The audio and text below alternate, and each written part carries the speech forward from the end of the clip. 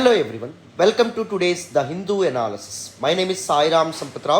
ఎలా ఉన్నారు అందరూ? ఈరోజు ద హిందూ ఎనాలిసిస్లో మనం మాట్లాడుకునే మొదటి ఆర్టికల్ చూడండి. Biden Xi Jinping restore military ties but remain apart on wider flash point of Taiwan. One of the very important articles with respect to GS paper 2 international రిలేషన్స్కి సంబంధించినటువంటి article. One of the most important articles appeared in the Hindu newspaper today. So this article is actually talking about Asia Pacific Economic Cooperation Summit meet, and on the sidelines of this summit జరిగినటువంటి one of the historical meeting between US President Joe Biden and Chinese President Xi Jinping.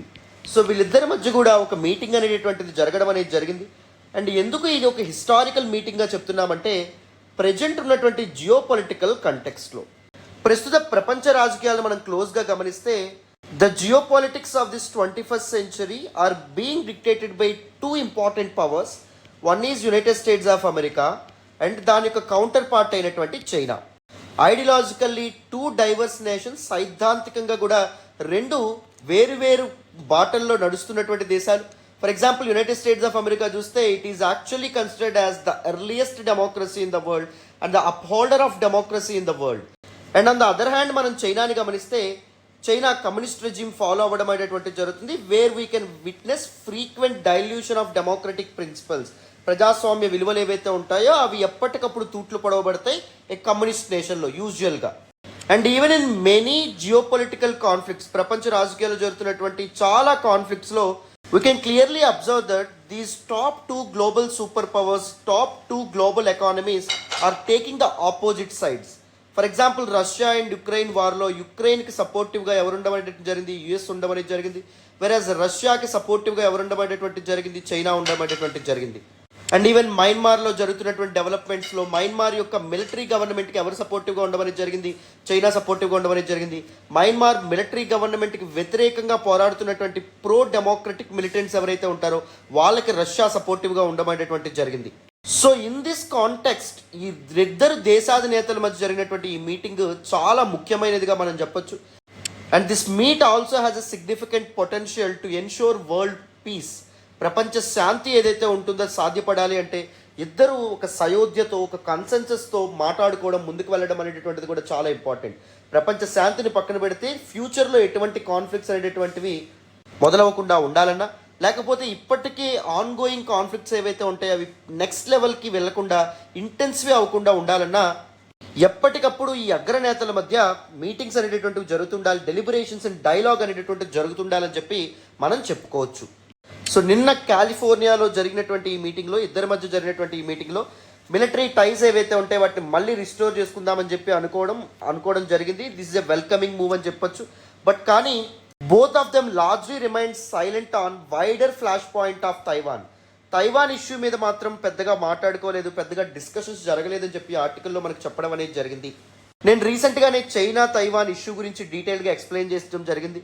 Why China is claiming all of Taiwan as part of China, and why United States of America is trying to uphold the sovereignty and independence of Taiwan.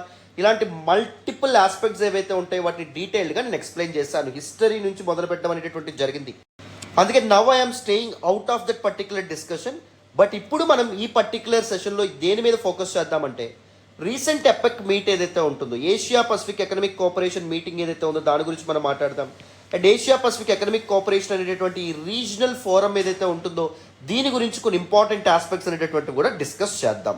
Attention pay చేసి వినండి, చాలా important article. డీటెయిల్డ్గా మీకు this particular topic అర్థమవుతుంది, నాది హామీ. కానీ ఆర్టికల్లోకి వెళ్ళే ముందు ఒక చిన్న మాట, మన హిందూ అనాలిసిస్ వెనక కానీ మన యూట్యూబ్లో అప్లోడ్ చేసే అన్ని వీడియోస్ వెనక కానీ అన్ని ఇనిషియేటివ్స్ వెనక కానీ చాలా ఎఫర్ట్స్ ఉంటాయి, చాలా హార్డ్ వర్క్ ఉంటుంది. If you really want to acknowledge your efforts please do hit that big fat like button. Explanation ఎలా ఉందో కామెంట్ చేయండి. మీ ఫ్రెండ్స్ అండ్ ఫెలో ఆస్పిరెంట్స్కి కూడా మన వీడియోస్ని షేర్ చేసే ప్రయత్నం చేయండి. అండ్ ఇంకా ఛానల్ని సబ్స్క్రైబ్ చేసుకోకపోతే సబ్స్క్రైబ్ చేసుకోండి. చాలా మంచి ఇనిషియేటివ్స్తో, మీకు ఉపయోగపడేటటువంటి ఇనిషియేటివ్స్తో మనం ముందుకు రాబోతున్నాం. మరి ఇప్పుడు ఒక చిన్న అనౌన్స్మెంట్ చేసుకుని వెంటనే మన ఆర్టికల్లోకి వెళ్ళిపోదాం, వినండి అమ్మ. సో మన ఫస్ట్ ఆర్టికల్ని డీటెయిల్గా మనం అర్థం చేసుకునే ముందు ఒక చిన్న అనౌన్స్మెంట్ అమ్మ. The most premium and comprehensive course that we are offering in our institute for UPSC aspirants is UPSC 0 to Zenith program. As the name indicates, మీరు ఏ స్టేజ్లో ఉన్న యూపీఎస్సీ ప్రిపరేషన్లో బిగినర్ అయినా, బేసిక్స్ కూడా మీకు తెలియకపోయినా మిమ్మల్ని పూర్తి అడ్వాన్స్డ్ లెవెల్కి తీసుకెళ్లేటటువంటి పూర్తి బాధ్యత మాది, మేము తీసుకుంటాం.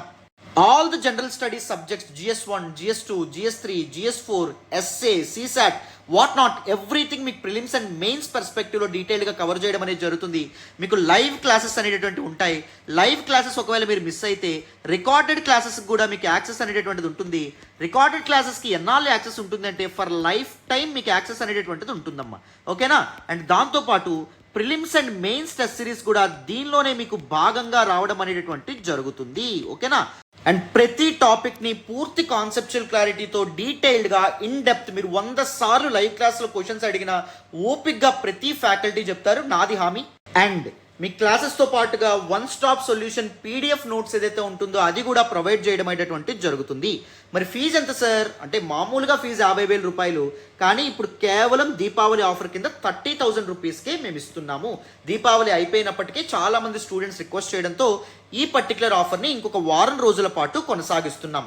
And trust me, this is unarguably the best course that you ever find in AP and Telangana. That is my guarantee. నన్ను నమ్మి జాయిన్ అవ్వండి, మీ నమ్మకం అయితే ఒమ్ము కాదు. ఇక్కడ ఇచ్చినటువంటి నెంబర్ ఏదైతే ఉంటుందో నెంబర్కి ఫోన్ చేయండి. డీటెయిల్డ్గా ప్రతి టాపిక్ని కాంప్రహెన్సివ్గా బేసిక్స్ నుంచి నేర్చుకోండి. And this tough and hectic UPSC జర్నీలో నేను మీకు తోడుగా ఉంటాను, మన ఫ్యాకల్టీ మెంబర్స్ మీకు తోడుగా ఉంటారు. ఆలస్యం చేయకుండా సరైన నిర్ణయం తీసుకోండి. And trust me, this is the best decision that you are going to take this year. And one thing that I can guarantee is you will never regret joining any of our courses. Big or small, A course తీసుకున్నా మీరు regret అవ్వరు. మా నుంచి 100% quality and దాంతోపాటు 100% efforts మీకోసం ఉంటాయి. మరి ఇప్పుడు వితౌట్ ఎనీ ఫర్దర్ డిలే మన హిందూ అనాలిసిస్లోని ఫస్ట్ ఆర్టికల్ని డిస్కస్ చేద్దాం, వినండి. So now let us look at some important facts about Asia Pacific Economic Cooperation. APEC గురించి కొన్ని ఇంపార్టెంట్ ఫ్యాక్ట్స్ తెలుసుకుందాం, which is very important for your prelims examination. APEC is a regional economic forum. This Asia Pacific region ఏదైతే ఉంటుందో దీని Asia Pacific reason అంటాం. This Pacific ocean rim అనేటటువంటి పేరుతో పిలవడం అనేటువంటి జరుగుతుంది. సో ఏషియా పసిఫిక్ రీజియన్కి సంబంధించినటువంటి వేరియస్ కంట్రీస్ మధ్య ట్రేడ్ అండ్ ఎకనామిక్ టైస్ ఏవైతే ఉంటాయో వాటిని స్ట్రెంథన్ చేయడానికి, బలోపేతం చేయడానికి APEC అనేటటువంటి ఈ ఫోరం 1989లో ఎస్టాబ్లిష్ అవ్వడం అనేటువంటి జరిగింది. To leverage the growing interdependence of Asia Pacific. Asia Pacific రీజియన్లో ఉన్నటువంటి కంట్రీస్ ఏవైతే ఉంటాయో వాటి మధ్య ఇంటర్ డిపెండెన్స్ అనేటువంటిది విపరీతంగా పెరుగుతుంది. ఒక దేశం మీద ఇంకో దేశం ఆధారపడడం అనేటువంటిది 1980వ దశకంలో మొదలవడం అనేటువంటిది జరిగింది. ఈ పరిస్థితుల దృష్ట్యా అన్ని కంట్రీస్ మధ్య పాలసీ కంటిన్యూషన్ కానీ కన్సెన్సస్ కానీ ఉండడం వల్ల అన్ని దేశాలు లాభపడతాయి. సో ఇన్ని దేశాల మధ్య కోఆపరేషన్ అండ్ సపోర్ట్ ఉండడం వల్ల అన్ని దేశాలు ఈ కోఆపరేషన్ నుంచి లెవరేజ్ తీసుకుంటాయి. వాళ్ళ యొక్క ఎకానమీస్ ఏవైతే ఉంటే వాటిని గ్రో చేసుకుంటాయి, డెవలప్ చేసుకుంటాయి అనే ఉద్దేశంతో ఏషియా పసిఫిక్ ఎకనామిక్ కోఆపరేషన్ని 1989లో స్టార్ట్ చేయడం అనేటువంటి జరిగింది. దీని యొక్క ఫస్ట్ మీటింగ్ ఎక్కడ జరిగింది? 1989లో ఆస్ట్రేలియాలోని కాన్బెరాలో జరగడం అనేటువంటిది జరిగిందమ్మా. And this meeting was attended by 5 Pacific industrial economies. One is Australia, second Canada, third Japan, fourth New Zealand and the United States. ఇవి హాజరైనవి. And then members of ASEAN, association of south east Asian Nations యొక్క అప్పటి members Indonesia, Malaysia, Thailand, Singapore, Korea and Brunei ఇవి హాజరవ్వడం అనేటువంటిది జరిగిందమ్మా.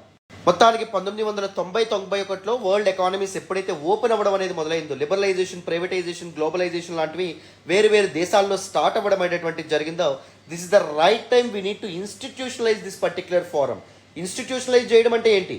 So ఈ forum ఏదైతే ఉంటుందో దీనికి ఒక స్పెసిఫిక్ ఆబ్జెక్టివ్స్ అనేటటువంటివి తయారు చేసుకోవడం కానీ, ఆబ్జెక్టివ్స్ రీచ్ అవ్వడానికి మన యొక్క గవర్నెన్స్ ఫ్రేమ్వర్క్ అనేటటువంటిది ఎలా ఉండాలి, ఎలాంటి పాలసీస్ అనేటటువంటి మనం తీసుకురావాలి, ఎప్పుడెప్పుడు మనం మీట్ అవ్వాలి, దీనిలో ఎవరెవరు మెంబర్స్గా ఉండాలి, కొత్త మెంబర్స్ని యాడ్ చేయాలంటే ప్రాసెస్ ఏంటి, ఇలా టర్మ్స్, రూల్స్ ఏవైతే ఉంటాయో వాటిని ఫ్రేమ్ చేసుకోవడం అనేది జరిగింది. మొత్తానికి 1991లో జరిగినటువంటి సియోల్ డిక్లరేషన్ ద్వారా APEC ఏదైతే ఉంటుందో అది ఇన్స్టిట్యూషనలైజ్ అవ్వడం అనేది ఒక రీజనల్ ఫోరం కాస్త ఒక రీజనల్ ఇన్స్టిట్యూషన్గా మారడం అనేటువంటి జరిగింది. తద్వారా 1992లో జరిగినటువంటి బ్యాంకాక్ సమిట్లో సింగపూర్ని పర్మనెంట్ సెక్రటేరియట్గా ఎంచుకోవడం అనేటువంటిది జరిగిందమ్మా. And this forum comprised of 21 members. And remember, India is not part of Asia Pacific economic cooperation. ఇలాంటివి మీకు ప్రిలిమ్స్లో క్వశ్చన్స్ అనేటువంటి వస్తాయి. కన్సిడర్ ద ఫాలోయింగ్ స్టేట్మెంట్స్ అని చెప్పి అంటారు. స్టేట్మెంట్ ఏలో ఇండియా ఈజ్ పార్ట్ ఆఫ్ ఎపెక్ అని, స్టేట్మెంట్ 2లో ఇండియా ఈజ్ పార్ట్ ఆఫ్ ఆర్సెప్ అని. రీజనల్ కాంప్రహెన్సివ్ ఎకనామిక్ పార్ట్నర్షిప్లో ఇండియా భాగమా కాదా అని చెప్పి అంటారు. సో రైట్ ఆన్సర్ సెలెక్ట్ చేసుకోమంటారు. రెండు రాంగే, ఎందుకంటే India is not part of APEC as well as India is not part of RCEP. ఓకేనా? మరి రీజనల్ కాంప్రహెన్సివ్ ఎకనామిక్ పార్ట్నర్షిప్లో భాగంగా ఉన్నటువంటి కంట్రీస్ ఏంటో నా కామెంట్ బాక్స్లో తెలియజేయండి. ఎంతవరకు కరెక్ట్గా చెప్తారో చూద్దాం. So now what exactly are the APEC's achievements are the crucial role played by APEC over these years? ఇన్ని సంవత్సరాలుగా 1989 నుంచి ఇప్పటి వరకు ఎపెక్ ఎలాంటి కీలకమైన పాత్ర పోషించడం అనేది జరిగింది, ఎలా ఈ దేశాలకు ఉపయోగపడమైనటువంటిది జరిగింది. ద ఫస్ట్ ఇంపార్టెంట్ థింగ్ ఏంటి అంటే ఎకనమిక్ ఇంపాక్ట్ అమ్మ. ఈ ఏషియా పసిఫిక్ రిమ్లో ఉండేటటువంటి కంట్రీస్ ఏవైతే ఉంటాయో వాటి యొక్క ఆర్థిక అభివృద్ధికి ఎంతో తోడ్పాటును అందించడం అనేటువంటిది జరిగింది this forum. APEC initiatives have contributed significantly to the development of growing middle class in the Asia Pacific region. Asia Pacific రీజియన్లో మిడిల్ క్లాస్ అనేటటువంటిది పెరగడంలో కానీ అండ్ దాంతోపాటు కొన్ని south east Asian tiger economies 1990లో రష్యన్ బార్ నుంచి బయటపడడం కానీ లేకపోతే కొన్ని కంట్రీస్ లైక్ సింగపూర్ కానీ సౌత్ కొరియా కానీ ఇలాంటివి మిడిల్ ఇన్కమ్ ట్రాప్ నుంచి బయటపడడంలో కానీ సో చాలా ఇంపార్టెంట్ రోల్ ప్లే చేయడం అనేటువంటిది జరిగింది ఏషియా పసిఫిక్ ఎకనామిక్ కోఆపరేషన్ అనేటువంటి ఈ forum. APEC economy is comprising 2.9 billion citizens. మొత్తం 21 దేశాలు కలిపి they are home to 2.9 billion citizens and account for approximately 60% of global GDP. 60% of global GDP ఈ దేశాల నుంచే కంట్రిబ్యూట్ చేయబడడం అనేది జరిగింది. అండ్ 2018 పారామీటర్స్ మనం చూసుకుంటే గ్లోబల్ ట్రేడ్లో 48% ఈ కంట్రీసే కంట్రిబ్యూట్ చేయడం అనేటువంటిది కూడా జరుగుతుందన్నమాట. These are some important things. And APEC also champion free trade all around the world. So ప్రపంచ దేశాల మధ్య మరీ ముఖ్యంగా APECలో భాగంగా ఉన్నటువంటి దేశాల మధ్య ఫ్రీ ట్రేడ్ అగ్రిమెంట్స్ అనేటటువంటి మెకానిజం ద్వారా ఫ్రీ ట్రేడ్ ఏదైతే ఉంటుందో దాన్ని అకామిడేట్ చేసేటటువంటి బాధ్యతని APEC ఓవర్ దీస్ ఇయర్స్ తీసుకోవడం అనేటువంటిది జరిగింది. It consistently advocated for free trade, reduction of trade tariffs, economic liberation etcetera. Free trade అంటే ఏంటి? మామూలుగా ఒక కంట్రీ ఉంది, కంట్రీ 1 ఉంది, కంట్రీ 2 ఉంది. కంట్రీ 1 కంట్రీ 2కి గూడ్స్ అనేటటువంటి ఎక్స్పోర్ట్ చేసింది అనుకోండి. కంట్రీ 2 ఏం చేసేటువంటి జరుగుతుంది? గూడ్స్ మీద టారిఫ్స్ అనేటటువంటి వేస్తుంది, డ్యూటీస్ అనేటటువంటి వేస్తుంది. అప్పుడు ఆ వేయడం వల్ల ఏం జరుగుతుంది? మామూలుగా కంట్రీ 1 ఏదైతే ప్రొడక్ట్స్ ఎక్స్పోర్ట్ చేస్తుందో కంట్రీ 2కి, ఆ ప్రొడక్ట్స్ కంట్రీ 2లో ఏమైతే ఇన్కాంపిటెంట్ అవ్వడం అనేటువంటి జరుగుతుంది అనమాట. వాటి యొక్క కాంపిటెంట్ వాల్యూని పోగొట్టుకుంటాయి, రైట్? కాస్ట్లీ అవ్వడం అనేది జరుగుతుంది. సో కంట్రీ 2లో people they are incline towards their domestic products, అంటే ఆ దేశంలో తయారైనటువంటి ఆల్టర్నేటివ్స్కైనా లేకపోతే వేరే దేశాల నుంచి వచ్చినటువంటి చీప్ ప్రొడక్ట్స్ కోసమైనా కొనాలనుకుంటారు. కానీ ఈ కంట్రీ 1 నుంచి వచ్చినటువంటి costly products కొనాలనుకోరు.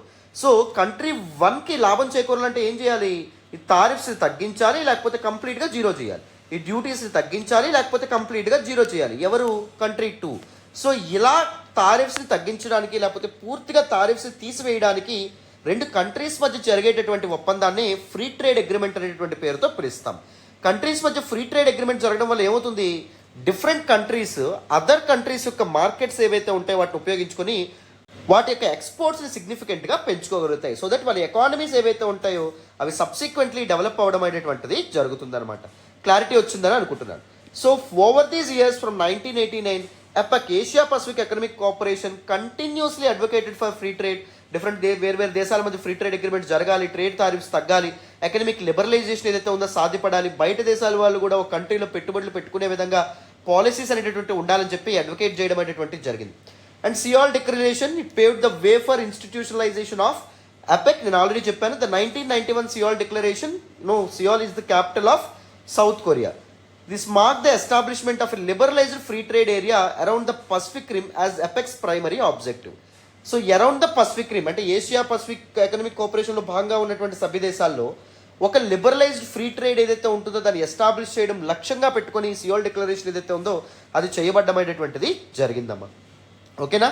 Over these years different countries యొక్క ఎకానమీస్ అండ్ ఆ కంట్రీస్లో ఉండే పీపుల్ యొక్క లైఫ్ స్టాండర్డ్స్ ఏవైతే ఉంటాయో వాటిని ఇంప్రూవ్ చేయడంలో, పీపుల్ యొక్క ఇన్కమ్స్ ఏవైతే ఉంటాయో వాటిని పెంచడంలో, ఎనర్జీ సెక్యూరిటీ, టూరిజం లాంటివి ప్రమోట్ చేయడంలో APEC చాలా కంట్రిబ్యూట్ చేయడం అనేటువంటిది జరిగింది. మరి ఇండియా ఎందుకు APECలో భాగం కాదు? India is now 5th largest economy and we are already on the road to 3rd largest economy. ఇంకొక దశకంలో, ఇంకొక 10 సంవత్సరాల్లో మనం 3rd లార్జెస్ట్ ఎకానమీగా కూడా మారబోతున్నాం. మరి ఎందుకు ఈ ఏషియా పసిఫిక్ ఎకనామిక్ కోఆపరేషన్ అనేటటువంటి ఈ రీజనల్ ఫోరంలో భారతదేశం భాగం కాదు? ఇండియా ఎప్పుడు మొగ్గు చూపించలేదా దీనిలో భాగం అవ్వడానికి? చూడండి, హిస్టారికల్గా మనం గమనిస్తే India expressed interest in joining APEC in 1991. 1991లోనే మేము ఎపెక్లో జాయిన్ అవుతామని చెప్పి ఇండియా చెప్పడం అనేటువంటి జరిగింది, coinciding with its initiation of economic reforms. ఎందుకంటే 1991, 92లోనే మనం చాలా ఆర్థిక సంస్కరణలు తీసుకొచ్చాం. లిబరలైజేషన్, ప్రైవేటైజేషన్, గ్లోబలైజేషన్ రిఫార్మ్స్ ఏవైతే ఉంటాయో వాటిని మనం తీసుకురావడం అనేది జరిగింది. సో ఎపెక్లో భాగమైతే మనకి ఇంకా మంచి జరుగుతుంది, మనకి ఇంకా ట్రేడ్ ప్రాస్పర్ అవ్వడం అనేటువంటి జరుగుతుంది అని చెప్పి ఇండియా అనుకుంది. ముఖ్యంగా ఇండియా యొక్క జాగ్రఫికల్ లొకేషన్ గమనిస్తే మనకి ఇండో పసిఫిక్ రీజియన్ ఏదైతే ఉంటుందో దానికి సెంటర్లో ఉంటుంది. స్ట్రాటజిక్ లొకేషన్ని ఇండియా ఆక్యుపై చేయడం అనేటువంటి జరిగింది. And the potential size of its economy, India's economy 5th largest economy కూడా మనం చెప్తాం. And its trade interactions with Asia Pacific countries, other Asia Pacific కంట్రీస్తో మనకి క్లోజ్ ట్రేడ్ రిలేషన్స్ అనేటువంటి ఉన్నాయి. సౌత్ ఈస్ట్ ఏషియన్ కంట్రీస్ మీద ముఖ్యంగా మనకి సాఫ్ట్ పవర్ అనేటువంటిది కూడా ఎగ్జర్ట్ చేస్తాం విత్ రెస్పెక్ట్ టు బుద్ధిజం కానీ, లేకపోతే బాలీవుడ్ కానీ, లేకపోతే టూరిజంకి సంబంధించినటువంటి విషయాల్లో కానీ ఇండియాతో ఇండియాకి సౌత్ ఈస్ట్ ఏషియన్ కంట్రీస్ ఏవైతే ఉంటాయి వాటితో చాలా మంచి ఇంటరాక్షన్స్ అనేటటువంటివి కూడా ఉన్నాయి. మరి ఈ సందర్భంలో మనం ఎపెక్లో భాగమైతే ఇండియాకి హెల్ప్ అవుతుంది, ఆ దేశాలకి బాగా హెల్ప్ అవుతుందని చెప్పి మనం అర్థం చేసుకోవాలి. కానీ ఇండియా ఎపెక్లో భాగం అవ్వకుండా ఉండడానికి ఫేస్ చేసినటువంటి సవాళ్ళు ఏంటి? APEC has maintained an informal moratorium and expanding membership. 1991 Seoul declaration తర్వాత ఎపెక్ మెంబర్స్ ఏమనుకున్నాయంటే కొత్త దేశాలని అట్లీస్ట్ టిల్ 2000 సంవత్సరం వరకు మనం యాడ్ చేసుకోకూడదు అని చెప్పి వాళ్ళు డిసైడ్ అవ్వడం అనేటువంటి జరిగిందనమాట. సో అది ఇండియాకి ఒక అబ్స్ట్రక్షన్ కింద మారడం అనేటువంటి జరిగింది. ఈవెన్ అరౌండ్ 2007 ఆ టైంలో కూడా ఇండియా ఇంట్రెస్ట్ చూపించినప్పటికీ ఈ దేశాలు రిజెక్ట్ చేయడం అనేటువంటి జరిగింది.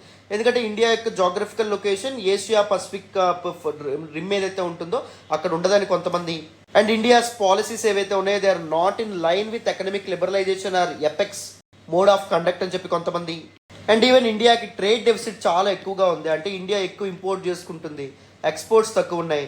సో ట్రేడ్ డెఫిసిట్ అనేటటువంటిది ఇండియాకు ఉంది. సో ఇంత ట్రేడ్ డెఫిసిట్తో ఇండియాని మనం చేర్చుకుంటే ఎపెక్లో ఇండియా ఏం చేస్తుంది, తన ట్రేడ్ డెఫిసిట్ని నేరో చేసుకునే ప్రయత్నంలో మన దేశాలకి తమ గూడ్స్ ఏవైతే ఉంటాయో వాటిని ఫ్లడ్ చేస్తుంది. మన దేశాలకి తన గూడ్స్ ఈజీగా ఎక్స్పోర్ట్ చేయడం అనేటువంటి జరుగుతుంది. అంతే కదా, ఎవ్రీ కంట్రీ ఎక్స్పోర్ట్స్ని పెంచుకుందామని చెప్పి అనుకుంటుంది. సో ఇండియా ట్రేడ్ డెఫిసిట్ ఎక్కువ కాబట్టి విపరీతంగా మనం ఎక్స్పోర్ట్స్ పెంచుకోవాలన్న ఆలోచనతో మనం ఆ దేశాలకు విపరీతంగా మన గూడ్స్, మన సర్వీసెస్ని మనం ఇచ్చామనుకోండి, ఫ్లడ్ చేసామనుకోండి, మనం విపరీతంగా పుష్ చేసామనుకోండి, ఆయా దేశాల యొక్క డొమెస్టిక్ ఇండస్ట్రీస్, డొమెస్టిక్ కంపెనీస్ ఏవైతే ఉంటాయి వాటి మీద ఇంపాక్ట్ పడడం అనేటువంటి జరుగుతుంది. సో అందుకే ఒప్పుకోలేదన్నమాట. But the US India joint strategic vision for the Asia Pacific and Indian Ocean region in 2015 welcomed India's interest in joining APEC. So India ఈ ఎపెక్లో జాయిన్ అవ్వడాన్ని యునైటెడ్ స్టేట్స్ ఆఫ్ అమెరికా ఏదైతే ఉంటుందో అది యాక్సెప్ట్ చేసినప్పటికీ దానికి సంబంధించినటువంటి ఫార్మల్ ప్రోగ్రెస్ ఇంకా ముందుకు వెళ్ళలేదు. That is actually serious issue, that is actually important problem. అర్థమైందా? నెక్స్ట్ చూడాలి. మరి ఇప్పుడు జరుగుతున్నటువంటి ఎపెక్ సమ్మిట్ ఏదైతే ఉందో, Asia Pacific economic cooperation summit ఏదైతే ఉందో, దీని యొక్క ఇంపార్టెంట్ హైలైట్స్ ఏంటి? ఫస్ట్ ఇంపార్టెంట్ హైలైట్ అందరి చూపు దేని మీద ఉందంటే Joe Biden and Xi Jinping ఎవరైతే ఉన్నారో వీళ్ళ మీటింగ్ మీద ఉంది. ఎందుకంటే ఈ మీటింగ్ చాలా సిగ్నిఫికెంట్ డెవలప్మెంట్స్ అండ్ అవుట్కమ్స్తో ముందుకొచ్చే అవకాశం ఉంది. Majority of the global conflicts ఏవైతే ఉంటాయో వాటి గురించి ఒక ఇంపార్టెంట్ డెసిషన్ వీళ్ళు తీసుకునేటువంటి అవకాశం కూడా ఉందన్నమాట. యుఎస్ చైనా ఉన్నటువంటి ప్రెజెంట్ స్ట్రెయిన్ రిలేషన్స్లో ఇమీడియట్గా చేంజెస్ తీసుకురాకపోయినా రెండు దేశాల యొక్క రిలేషన్స్ కొద్దిగా మెరుగుపరచడంలో ఇలాంటి సమ్మిట్స్ ఉపయోగపడతాయని చెప్పి చెప్తున్నారు.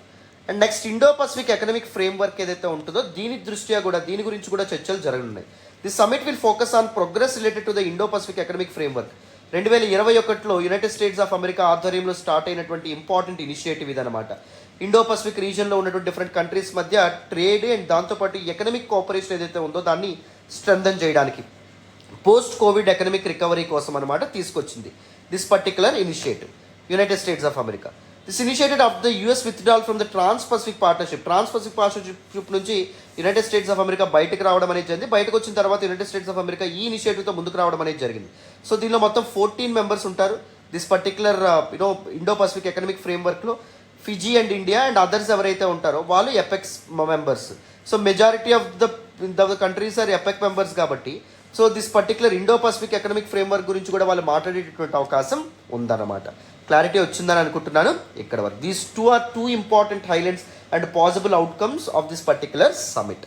సో డీటెయిల్డ్గా మీకు ఎపెక్ గురించి పూర్తి స్థాయిలో అర్థమైంది అనుకుంటున్నాను. ఛాలెంజెస్ అయితేనేమి లేకపోతే ఆరిజిన్స్ ఆఫ్ ఎపెక్ అయితేనేమి ఇవన్నీ.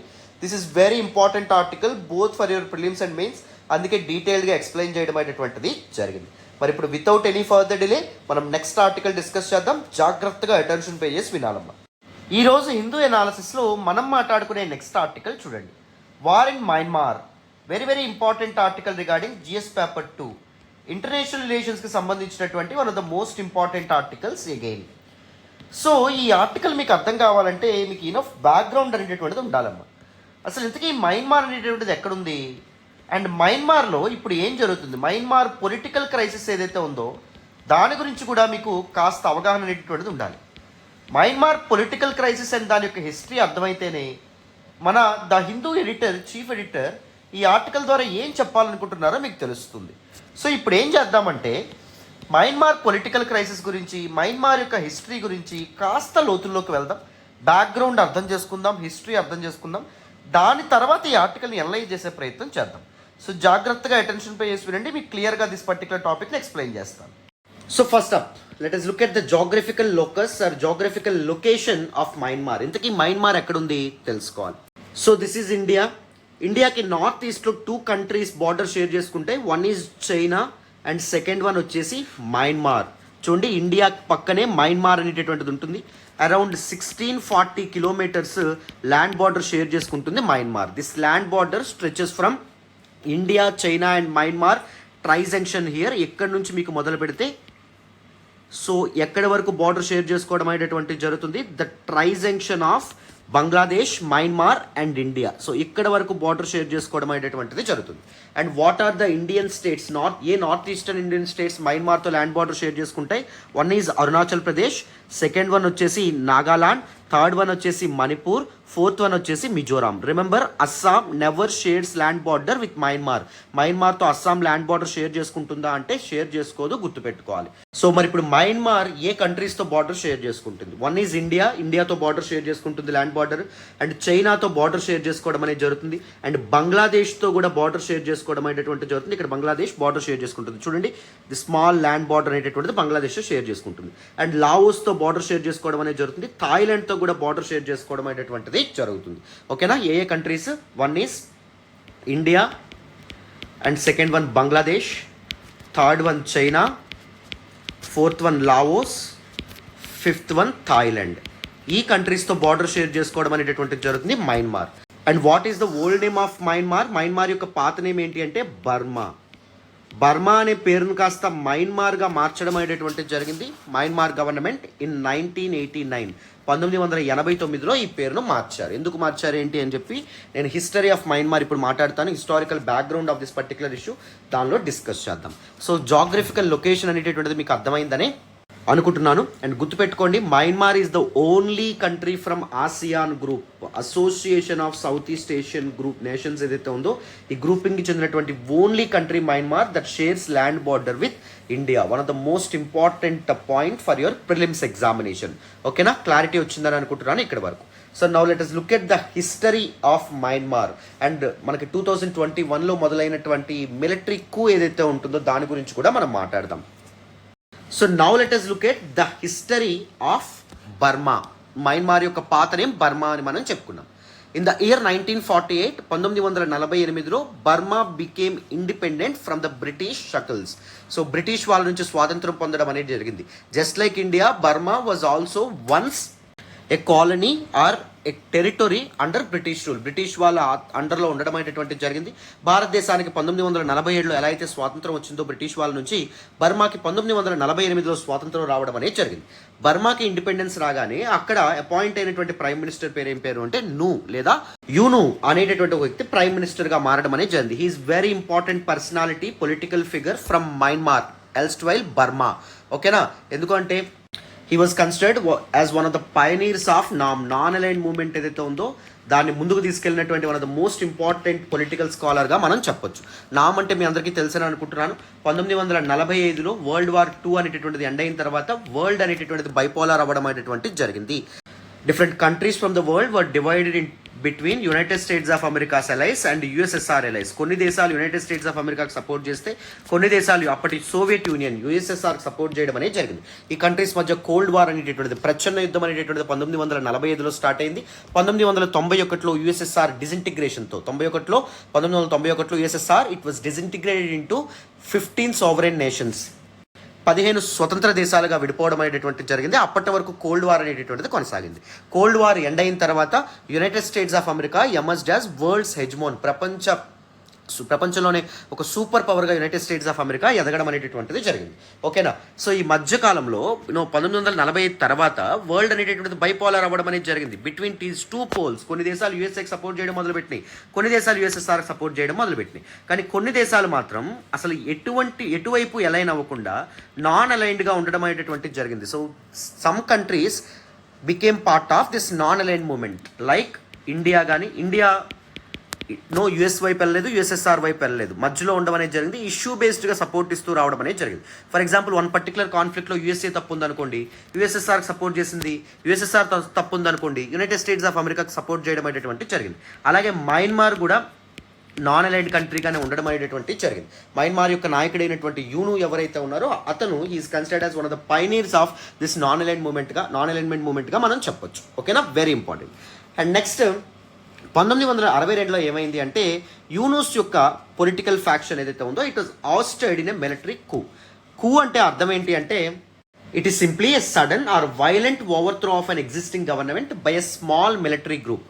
ఒక మిలిటరీ గ్రూప్ వాళ్ళు అప్పటికి పరిపాలిస్తున్నటువంటి ఎగ్జిస్టింగ్ గవర్నమెంట్ ఏదైతే ఉందో దాన్ని కూలదోసేసి వీళ్ళు అధికారంలోకి రావాలని ప్రయత్నిస్తే దాన్ని కూ అని చెప్పడం అనేది జరుగుతుంది. సో మయన్మార్ యొక్క మిలిటరీ గ్రూప్ ఏం చేయడం అనేటువంటిది జరిగింది, so already existing government that is Yunus government ఏదైతే ఉందో దాన్ని కూలదోసి వాళ్ళు బలవంతంగా అధికారంలోకి రావడం అనేటువంటి జరిగింది. ద మిలిటరీ అధికారంలోకి రాగానే the Burmese way of socialism అనేటటువంటి ఒక సిస్టమ్ ఆఫ్ గవర్నెన్స్ని తీసుకురావడం అనేటువంటి జరిగింది, which was largely influenced from China. So Myanmar also shares border with China, మనం ఆల్రెడీ మాట్లాడుకున్నాం. సో ఏం జరిగింది, 1949లో చైనీస్ రెవల్యూషన్ అనేటటువంటిది మొదలైంది under the leadership of Mao Zedong. Mao అనేటటువంటి ఒక కమ్యూనిస్ట్ లీడర్, ఒక మిలిటరీ లీడర్ ఎవరైతే ఉన్నారో ఆయన యొక్క ఆధ్వర్యంలో జరిగినటువంటి రెవల్యూషన్ కారణంగా సో అప్పటికీ చైనాలో ఎగ్జిస్ట్ అయినటువంటి గవర్నమెంట్ని కూలదోసి ఏమి ఏర్పడింది, PRC, people's republic of China అనేటటువంటిది ఏర్పడింది. ముందు చైనీస్ గవర్నమెంట్ 1949 ముందు Chinese government republic of China అనేటటువంటిది ఉండేది. రిపబ్లిక్ ఆఫ్ చైనా గవర్నమెంట్ ఏదైతే ఉందో దాన్ని బయటికి పంపించేసి PRC, people's republic of China అనేటటువంటి communist government, single party government ఏదైతే ఉంటుందో అది ఏర్పాటు అవ్వడం అనేటువంటిది జరిగింది under the leadership of Mao Zedong. This ROC కాస్త ఎక్కడికి పారిపోయింది, తైవాన్కి పారిపోవడం అనేటటువంటిది జరిగింది అనమాట. అందుకే ఇప్పుడు చైనాకి తైవాన్కి మధ్య ఇష్యూ అనేటటువంటిది ఉంటుంది. ఇంకొకసారి ఇంకొక కాంటెక్స్లో China Taiwan issues, China Hong Kong issues, Chinese one China policy, వీటన్నింటి గురించి మనం ఇంకొకసారి ఒక వీడియో చేసుకుందాం, చక్కగా మాట్లాడుకుందాం. ఓకేనా. అయితే సో ఎప్పుడైతే this Chinese revolution, communist revolution అనేటటువంటిది సక్సెస్ అవ్వడం అనేది జరిగిందో, కమ్యూనిస్ట్ పోకడలు ఏవైతే ఉంటాయో on lines with the principles of communism, బర్మాలో కూడా బర్మీస్ వే ఆఫ్ సోషలిజం ఏదైతే ఉంటుందో అది రావాలనేటటువంటి ఒక ఐడియాలజికల్ ఒపీనియన్స్ ఏవైతే ఉంటాయో మొదలవ్వడం అనేటటువంటిది జరిగిందనమాట. అర్థమైందా. సో మొత్తానికి 1949-50లో కమ్యూనిజం అనేటటువంటిది బర్మాలో బాయిల్ అవుతూ రావడం అనేది జరిగింది. 1962కి వచ్చేటప్పటికి ఆఫ్టర్ దిస్ మిలిటరీ కూ ఏం జరిగింది, బర్మీస్ వే ఆఫ్ సోషలిజం పేరుతో ఒక కమ్యూనిస్ట్ గవర్నమెంట్ ఏర్పాటు చేయాలి అని చెప్పి నిర్ణయం తీసుకున్నారు ఈ మిలిటరీ వాళ్ళు. సో ఏం చేద్దాం అనుకున్నారు, నేషన్స్ ఎకానమీని కంప్లీట్గా నేషనలైజ్ చేద్దామని చెప్పి అనుకున్నారు, అంటే ప్రైవేట్ ప్రాపర్టీని కంప్లీట్గా అబాలిష్ చేద్దాం అనుకున్నారు. సింగిల్ పార్టీ స్టేట్ ఏదైతే ఉంటుందో దాన్ని ఏర్పాటు చేద్దాం అనుకున్నారు. అండ్ దాంతోపాటు సోషలిస్ట్ ప్రోగ్రామ్స్ ఏవైతే ఉన్నాయో, వెల్ఫేర్ ప్రోగ్రామ్స్ అవన్నీ తీసుకొద్దామని చెప్పి అనుకోవడం అనేటటువంటిది జరిగింది.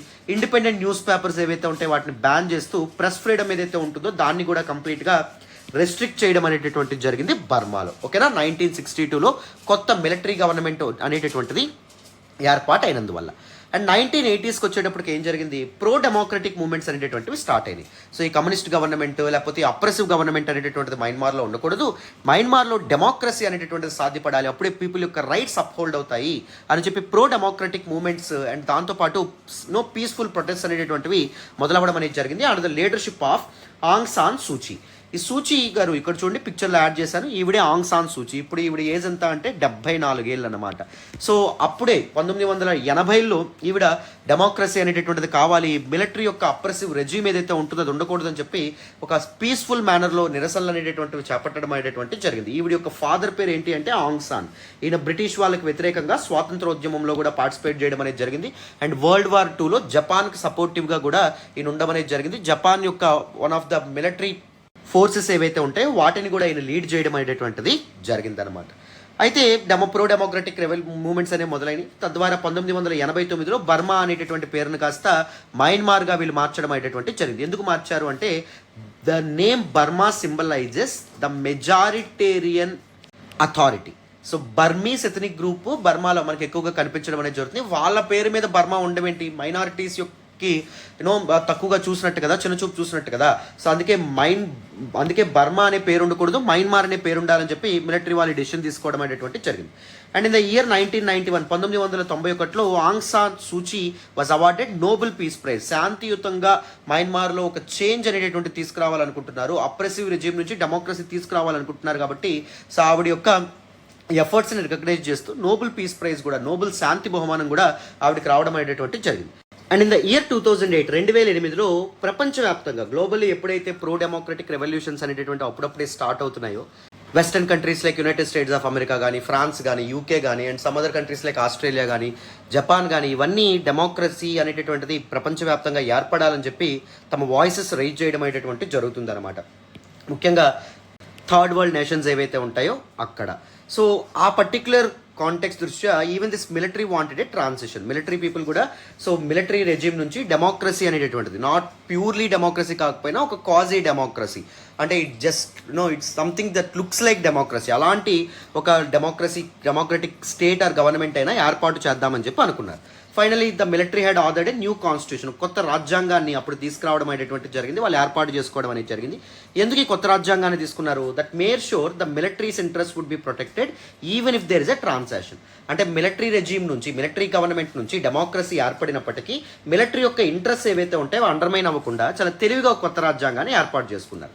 సో అందులో ఫస్ట్ ప్రొవిజన్ ఏంటి, పార్లమెంట్లో ఉన్నటువంటి మొత్తం సీట్స్లో 25% ఆఫ్ ద సీట్స్ మిలిటరీకి రిజర్వ్ చేయబడాలి. సో పార్లమెంట్లో ఉన్నటువంటి మొత్తం సీట్స్ ఏవైతే ఉంటాయో అందులో 25% ఆఫ్ ద సీట్స్ మిలిటరీకి రిజర్వ్ చేయడం అనేటటువంటి జరుగుతుంది.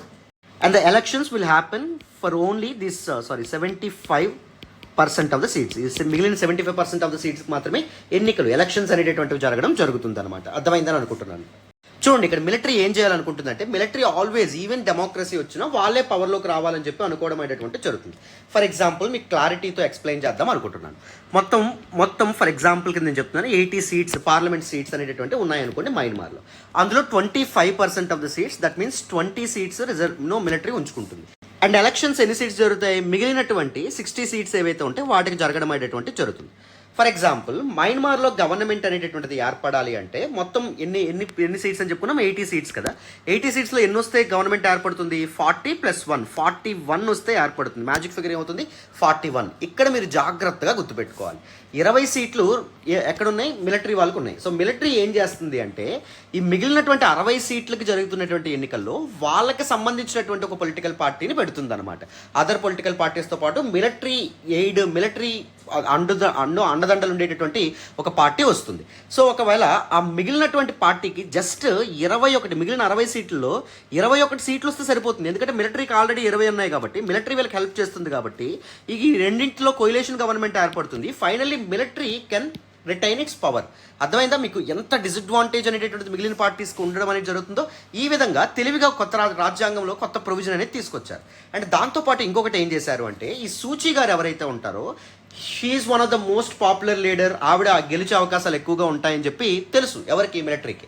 అందుకే కాన్స్టిట్యూషన్లో ఏం పెట్టారు అంటే, సో ఎవరైనా ప్రెసిడెంట్ అవ్వాలి అంటే, మయన్మార్ ప్రెసిడెంట్ అవ్వాలంటే వాళ్ళ యొక్క సన్స్, కొడుకులు లేదా చిల్డ్రన్ ఎవరైతే ఉంటారో, పిల్లలు ఎవరైతే ఉంటారో వాళ్ళు కూడా తప్పకుండా మయన్మార్ సిటిజన్స్ తప్పకుండా అయ్యి ఉండాలి అని చెప్పి ఒకటి తీసుకురావడం అనేది జరిగింది. సూచీ గారు వే బ్యాక్ ఒక యూకే పర్సన్, యూరప్కి చెందినటువంటి ఒక పర్సన్ పెళ్లి చేసుకోవడం అనేది జరిగింది. సో అక్కడ వాళ్ళకిద్దరికి పుట్టినటువంటి పిల్లలు ఎవరైతే ఉన్నారో వాళ్ళు అక్కడే స్థిరపడడం అనేది జరిగింది, అక్కడే సిటిజన్షిప్ ఉండడం అనేది జరిగింది. సో సూచీ గారి పిల్లల యొక్క సిటిజన్షిప్ యూరోపియన్ కంట్రీకి సంబంధించింది ఉంది కాబట్టి, యూకేకి సంబంధించింది ఉంది కాబట్టి సూచీ గారు ప్రెసిడెంట్ అయ్యే అవకాశం ఉండదు. అర్థమైతే ఈవిడ్ని ఎలిమినేట్ చేయడానికి ఈవిడ కోసమే ఒక స్పెషల్ ప్రొవిజన్ కూడా యాడ్ చేసేయడం అనేటువంటిది జరిగింది, వాళ్ళ ఇంట్రెస్ట్ని కాపాడుకోవడం కోసం.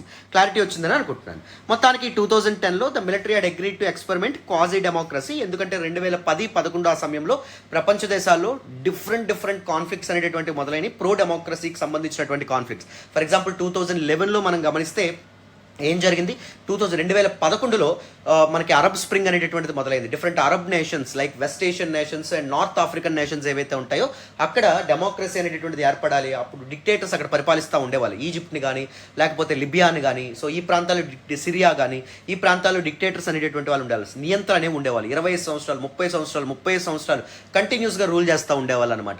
సో వాళ్ళ ప్రభుత్వాలు కూలిపోయి డెమోక్రసీ, ప్రజలు ఎన్నుకున్నటువంటి ప్రభుత్వాలు ఏర్పడాలని చెప్పి రెవల్యూషన్స్ మొదలవడం అనేది జరిగింది. So the spring of revolutions ఏవైతే ఉంటాయో, రివోల్ట్స్ ఏవైతే ఉంటాయో వాటిని అరబ్ స్ప్రింగ్ అనే పేరుతో పిలుస్తాం. ప్రపంచ దేశాల్లో డెమోక్రసీ వైపు ట్రాన్సిషన్ జరుగుతుంది కాబట్టి మొత్తానికి 2011లో మయన్మార్లో కూడా ఫస్ట్ డెమోక్రటిక్ జనరల్ ఎలక్షన్స్ అనేటటువంటివి జరిగినాయి. 2011లో జరిగినటువంటి జనరల్ ఎలక్షన్స్ని సూచీ గారు ఎవరైతే ఉన్నారో ఈవిడ బ్యాన్ చేయడం అనేటటువంటిది జరిగింది. ఈవిడ అబాలిష్ చేయడం అనేటటువంటిది జరిగింది. ఎందుకు అబాలిష్ చేసింది? ఈవిడ కోసమే కాన్స్టిట్యూషన్లో ఈ ప్రొవిజన్స్ అనేటటువంటివి యాడ్ చేశారు కదా. సో ఇది నిజంగా ట్రూ ఫామ్లో డెమోక్రసీ అనేటటువంటి సస్టైన్ అవుతుందో అవ్వట్లా. మామూలుగా ఏమవ్వాలి డెమోక్రసీ 100కి 100 సీట్లు కూడా తప్పకుండా ఎన్నికల్లో పార్టిసిపేట్ చేసే విధంగా ఉండాలి. ఎవరైతే ప్రజలు ఎన్నుకుంటారో వాళ్ళే ఉండాలి. కానీ మిలిటరీ 25% సీట్స్ రిజర్వ్ చేసుకోవడమే కాకుండా అన్డ్యూ అడ్వాంటేజ్ మిలిటరీ పొందడం అనేటటువంటి జరుగుతుంది ఈవెన్ ఇన్ ద ఎలక్షన్స్. అందుకే ఆవిడ కంప్లీట్గా ఎలక్షన్స్ని బ్యాన్ చేయడం అనేటటువంటి జరిగింది. ఈ దృష్ట్యా మనకి మీ సూచీ గారిని కూడా అరెస్ట్ చేయడం అనేటటువంటి జరిగింది.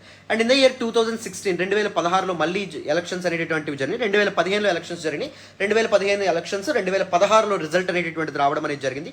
ఈ రిజల్ట్స్లో ఈ ఎన్నికల్లో సూచీ గారు పార్టిసిపేట్ చేయడం అనేది జరిగింది. సూచీ గారి యొక్క national league for democracy NLD party participate చేయడం అనేది జరిగింది.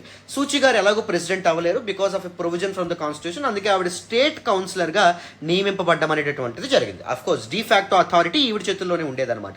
ఈవిడే గవర్నమెంట్ యొక్క డెసిషన్స్ తీసుకోవడం అనేటటువంటిది జరిగింది. కానీ ఇక్కడ ఏం జరిగిందంటే 2016 నుంచి 2021 మధ్యలో సూచీ గారికి విపరీతమైనటువంటి పాపులారిటీ పెరిగింది. ప్రజలు ఈవిడని దేవతలా చూడడం అనేటటువంటిది మొదలుపెట్టారు. ఓకేనా? ఆ సమయంలో ఏం జరిగిందంటే సూచీ గారు మళ్ళీ అధికారంలోకి రావడం అనేది జరిగింది. 2021లో జరిగినటువంటి ఎన్నికల్లో కూడా ఈవిడే అధికారంలోకి వస్తే సో మిలిటరీ ఏం డిసైడ్ అయింది, ఈవిడే ఇంకా అధికారంలోకి కంటిన్యూ అయితే ఈవిడ కాన్స్టిట్యూషన్ని కూడా చేంజ్ చేయొచ్చేమో, రాజ్యాంగాన్ని కూడా మార్చేసి మాకు దీనికి అంటే మా ఇంట్రెస్ట్ సర్వ్ చేసేటట్టున్నటువంటి ఈ రాజ్యాంగాన్ని మార్చేస్తే మాకు ఇబ్బంది కలుగుతుంది కదా, మిలిటరీ యొక్క పవర్ని మేము కోల్పోయే అవకాశం ఉంటుంది కదా, కంట్రీ మీద పవర్ని మిలిటరీ కోల్పోయే అవకాశం ఉంటుంది కదా అని చెప్పి ఈ మిలిటరీ పీపుల్ ఎవరైతే ఉంటారో వాళ్ళు మళ్ళీ కూకి తెగబడ్డం అనేటటువంటి జరిగింది. కూ అంటే ఏం చెప్పుకున్నాం? It is a sudden or violent deposition of power by a group of military people కలిసి సడన్గా గవర్నమెంట్ని దింపేస్తే వాళ్ళ యొక్క అథారిటీని వాళ్ళ యొక్క ఆర్సెనల్ని ఆర్మ్స్ని ఉపయోగించి చేస్తే దానికి కూ అని చెప్పి మనం చెప్పడం అనేటటువంటిది జరుగుతుంది అనమాట. అర్థమైందా? సో 2021 ఫిబ్రవరిలో మిలిటరీ కూకి వీళ్ళు తెగబడ్డం అనేటటువంటి జరిగింది. So look at this military coup in 2021. 2015 నుంచి 2020 ఎలక్షన్స్ మధ్యలో it showed the growing popularity of Suu Kyi గారి పాపులారిటీ పెరగడం అనేది జరిగింది. మిలిటరీ అన్పాపులర్గా మారడం అనేది జరిగింది. ఎందుకంటే people are witnessing the difference between these two regimes. అప్పటి వరకు 2015 ముందు ఉన్నటువంటి ప్రభుత్వం ఎంత అప్రెసివ్గా ఉండేదో, పీపుల్కి చాలా నార్మ్స్ రూల్స్ ఉండేది. బట్ 2015 తర్వాత ఎప్పుడైతే సూచీ గవర్నమెంట్ ఏర్పడిందో పీపుల్కి డిఫరెంట్ రైట్స్ రావడం అనేది జరిగింది, పీపుల్కి ప్రశాంతత రావడం అనేటువంటి జరిగింది. సో సూచీ గారి పాపులారిటీ విపరీతంగా పెరిగింది. ఈ పాపులారిటీ అనేది కొనసాగితే సూచీ గారికి మోర్ పవర్ఫుల్ అయ్యి ఈవిడ కాన్స్టిట్యూషన్నే చేంజ్ చేసేస్తారేమో, లేకపోతే మా పవర్కి ఈవిడ అడ్డంగా ఉంటారేమో అని చెప్పి ఫిబ్రవరి 2021లో మిలిటరీ ఏం చేయడం అనేటువంటి జరిగింది. డెమోక్రటికల్గా ఏర్పడినటువంటి national league of democracy party ఏదైతే ఉంటుందో దాన్ని అధికారం నుంచి దించేయడం అనేటువంటి జరిగింది. సో ఈ పార్టీకి చెందినటువంటి లీడర్స్ ఎవరైతే ఉంటారో వాళ్ళందరినీ అరెస్ట్ చేయడం అనేది జరిగింది. సూచీ గారిని కూడా జైలుకి పంపించడం అనేది జరిగింది on the charges of electoral manipulation. ఎలక్షన్స్లో వీళ్ళు మ్యానిపులేషన్కి పాల్పడింది national league for democracy. So అందుకే వాళ్ళు గెలిచారనే ఉద్దేశంతో అనే నెపంతో ఏం చేశారు, బోగస్ ఛార్జెస్తో వీళ్ళని జైల్లో పెట్టడం అనేటువంటి జరిగింది. మిలిటరీ రీగెయిన్ పవర్ మిలిటరీ మళ్ళీ చేజెక్కించుకుంది because the fear that after the resounding electoral victory in 2020 2020లో కూడా నేషనల్ లీగ్ ఫర్ డెమోక్రసీ రెండవసారి అధికారంలోకి రావడం అనేది జరిగింది కదా. సో దీని తర్వాత భయం మొదలైంది. Aung San Suu Kyi may move to change the constitution, రాజ్యాంగాన్ని ఇప్పుడు మార్చేయచ్చేమో. సో కొత్త కాన్స్టిట్యూషన్ తెచ్చి మిలిటరీ పవర్స్ని, మిలిటరీ యొక్క అధికారాలని ఇప్పుడు కంట్రోల్లో పెట్టొచ్చేమో అనే భయంతో వీళ్ళు ఏం చేశారు, ఈ కూకి తెగబడ్డారనమాట. ఫాలోయింగ్ ద కూ, ఈ మిలిటరీ కూ తర్వాత Aung San Suu Kyi and several other leaders of the NLD were detained immediately. వాళ్ళందరినీ జైలుకు పంపించడం అనేది జరిగింది. And many of the leaders were still in detention. Even Suu Kyi గారు కూడా ఇప్పటికీ డిటెన్షన్లోనే ఉన్నారు. బట్ రీసెంట్గా జైలు నుంచి ఆవిడకు హోమ్ అరెస్ట్కి తరలించడం అనేది జరిగింది, హౌస్ అరెస్ట్కి తరలించడం అనేది జరిగింది. ఆవిడ ఇంటికే పంపించారు. ఇంటి చుట్టూ బందోబస్తు బలగం అనేటటువంటిది ఉంటుందన్నమాట. అర్థమైందా? సో ఈ కూ తర్వాత మయన్మార్ యొక్క సోషియో ఎకనామిక్ అవుట్లుక్ కంప్లీట్గా మారిపోవడం అనేది జరిగింది. చాలా ఇంపార్టెంట్ ఇష్యూస్తో మయన్మార్ సతమతం అవ్వడం మొదలుపెట్టింది అనమాట. Like economic downfall, complete nations economy collapse అవ్వడం అనేటటువంటిది జరిగింది.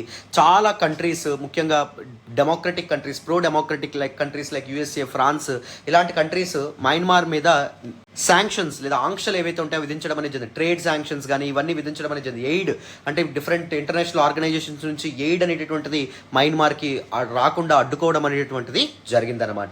ఎందుకంటే సింపుల్ అమ్మా, మనకి దీస్ కంట్రీస్ లైక్ ఇప్పుడు ద వరల్డ్ హెజ్మోన్ ఎవరు? United states of America. United states of America యొక్క పొలిటికల్ ఐడియాలజీ ఏంటి? డెమోక్రసీ, ప్రజాస్వామ్యం. సో ప్రజాస్వామ్యం అనేటటువంటిది ఎప్పుడూ సస్టైన్ అయ్యే విధంగా యూఎస్ఏ చూసుకుంటుంది. ఎందుకంటే in order to continue as world hegemon, ప్రపంచంలో పెద్దన్నగా యూఎస్ఏ కొనసాగాలి అంటే యునైటెడ్ స్టేట్స్ ఆఫ్ అమెరికా యొక్క political ideology that is democracy sustain అవ్వాలి. యునైటెడ్ స్టేట్స్ ఆఫ్ అమెరికా యొక్క economic ideology that is capitalism ఏదైతే ఉంటుందో అది కూడా సస్టైన్ అవ్వాలి. సో యునైటెడ్ స్టేట్స్ ఆఫ్ అమెరికాకి థ్రెట్ కింద ఎవరున్నారు? మామూలుగా చైనా, రష్యా లాంటి కంట్రీస్. అవి ఏం ఫాలో అవుతాయి? కమ్యూనిజం ఫాలో అవ్వడం అనేటువంటి జరుగుతుంది. సో డెమోక్రసీ అనేటటువంటిది ప్రపంచ దేశాల్లో సస్టైన్ అవ్వడం చాలా చాలా ఇంపార్టెంట్. ఒకవేళ ఒక నేషన్ అనేటటువంటిది కమ్యూనిస్ట్ దేశంగా మారితే ఆ ప్రభావం పక్క దేశాల మీద కూడా పడేటటువంటి అవకాశం అనేటటువంటిది ఉంటుంది. మీరు డామినో ఎఫెక్ట్ అనేటటువంటి కాన్సెప్ట్ వినే ఉంటారు. మామూలుగా ప్యాక్ ఆఫ్ కార్డ్స్లో, పేర్చినటువంటి కార్డ్స్లో ఒక కార్డ్ అనేటటువంటిది పడేస్తే పక్కన ఉండేటటువంటి మిగిలిన కార్డ్స్ ఏవైతే ఉంటాయో అవి కూడా పడిపోవడం అనేటువంటి జరుగుతుంది. దీన్నే డామినెన్స్ ఎఫెక్ట్ అంటాం. ఒక కంట్రీ కమ్యూనిస్ట్ దేశంగా మారినా, లేకపోతే ఒక కంట్రీలో లా అండ్ ఆర్డర్ డిస్టర్బ్ అయినా అది స్ప్రెడ్ అయ్యేటటువంటి అవకాశం ఎక్కువగా ఉండడం అనేటటువంటి జరుగుతుంది అనమాట. అర్థమైందా? క్లారిటీ వచ్చిందని అనుకుంటున్నాను. అందుకే these countries like United states of America, France, UK, pro democratic countries ఏం చేసినాయి? సో మయన్మార్ మీద చాలా ఆంక్షలు అనేటటువంటి విధించడం అనేది జరిగింది నాన్న. సో మిలిటరీ కూ తర్వాత మయన్మార్ ఎలాంటి సిచ్యువేషన్స్ని ఫేస్ చేసింది? స్ప్రింగ్ రెవల్యూషన్ అనేటటువంటిది మొదలైంది. సిరీస్ ఆఫ్ మాస్ ప్రొటెస్ట్ ఏవైతే ఉంటాయో మొదలైనవి. సూచీగారిని విడుదల చేయాలి, మిలిటరీ గవర్నమెంట్ ఏదైతే ఉంటుందో దట్ షుడ్ ఎండ్ అనే విధంగా ప్రొటెస్ట్లు అనేటువంటి నిరసనలు అనేవి మొదలైనవి. ప్యారలల్ గవర్నమెంట్స్ చాలా ప్రాంతాల్లో మొదలైనవి. For example the national unity government అనే ప్యారలల్ గవర్నమెంట్ మొదలైంది. సో వీళ్ళు ప్యారలల్ ఫోర్సెస్ని కూడా స్టార్ట్ చేయడం అనేటువంటిది జరిగింది. సో దట్ మనకి మిలిటరీ గవర్నమెంట్ ఏదైతే ఉందో వాళ్ళందరూ ఏం చేశారు? చాలా మందిని అరెస్ట్ చేశారు, చాలా మందిని ఉరి తీయడం అనేటువంటిది కూడా జరిగింది. 15,000కు పైగా పీపుల్ ఎవరైతే ఉంటారో వాళ్ళందరినీ జైల్లో పెట్టడం అనేటువంటిది జరిగింది. చాలా మంది సామాన్యులు ఎవరైతే ఉంటారో వాళ్ళు చనిపోయారు ఈ ప్రొటెస్ట్లో భాగంగా. హ్యూమన్ రైట్స్ వైలేషన్స్కి మిలిటరీ పాల్పడడం అనేటువంటి జరిగింది. మానవ హక్కుల ఉల్లంఘనకు కూడా పాల్పడడం అనేది జరిగింది. అండ్ దాంతోపాటు మయన్మార్ యొక్క ఎకానమీ కంప్లీట్గా కొలాప్స్ అవ్వడం అనేది జరిగింది. అండ్ దాంతోపాటు మయన్మార్ని అందరూ డిప్లొమాటిక్గా ఐసోలేట్ చేయడం అనేటువంటి జరిగింది. సో ప్రెజెంట్ వరల్డ్లో ప్రతి దేశానికి వేరే దేశం యొక్క హెల్ప్ తప్పకుండా అవసరం. ఏ దేశం కూడా వాళ్ళకు మట్టుగా వాళ్ళు బతికే అవకాశం లేదు, except for some countries like China, Russia and దాంతోపాటు నార్త్ కొరియా లాంటి కంట్రీస్. సో మయన్మార్ అనేటటువంటిది economically not that sound and దాంతోపాటు రిసోర్స్ ప్రకారం కూడా నాట్ దట్ సౌండ్. సో మయన్మార్కి కూడా వేరే వాళ్ళ దేశాలు ఏవైతే ఉంటే వాటి యొక్క హెల్ప్ అవసరం. కానీ వేరే దేశాలు ఏం చేసినాయి? డిప్లొమాటికల్ ఐసోలేట్ చేయడం అనేది జరిగింది.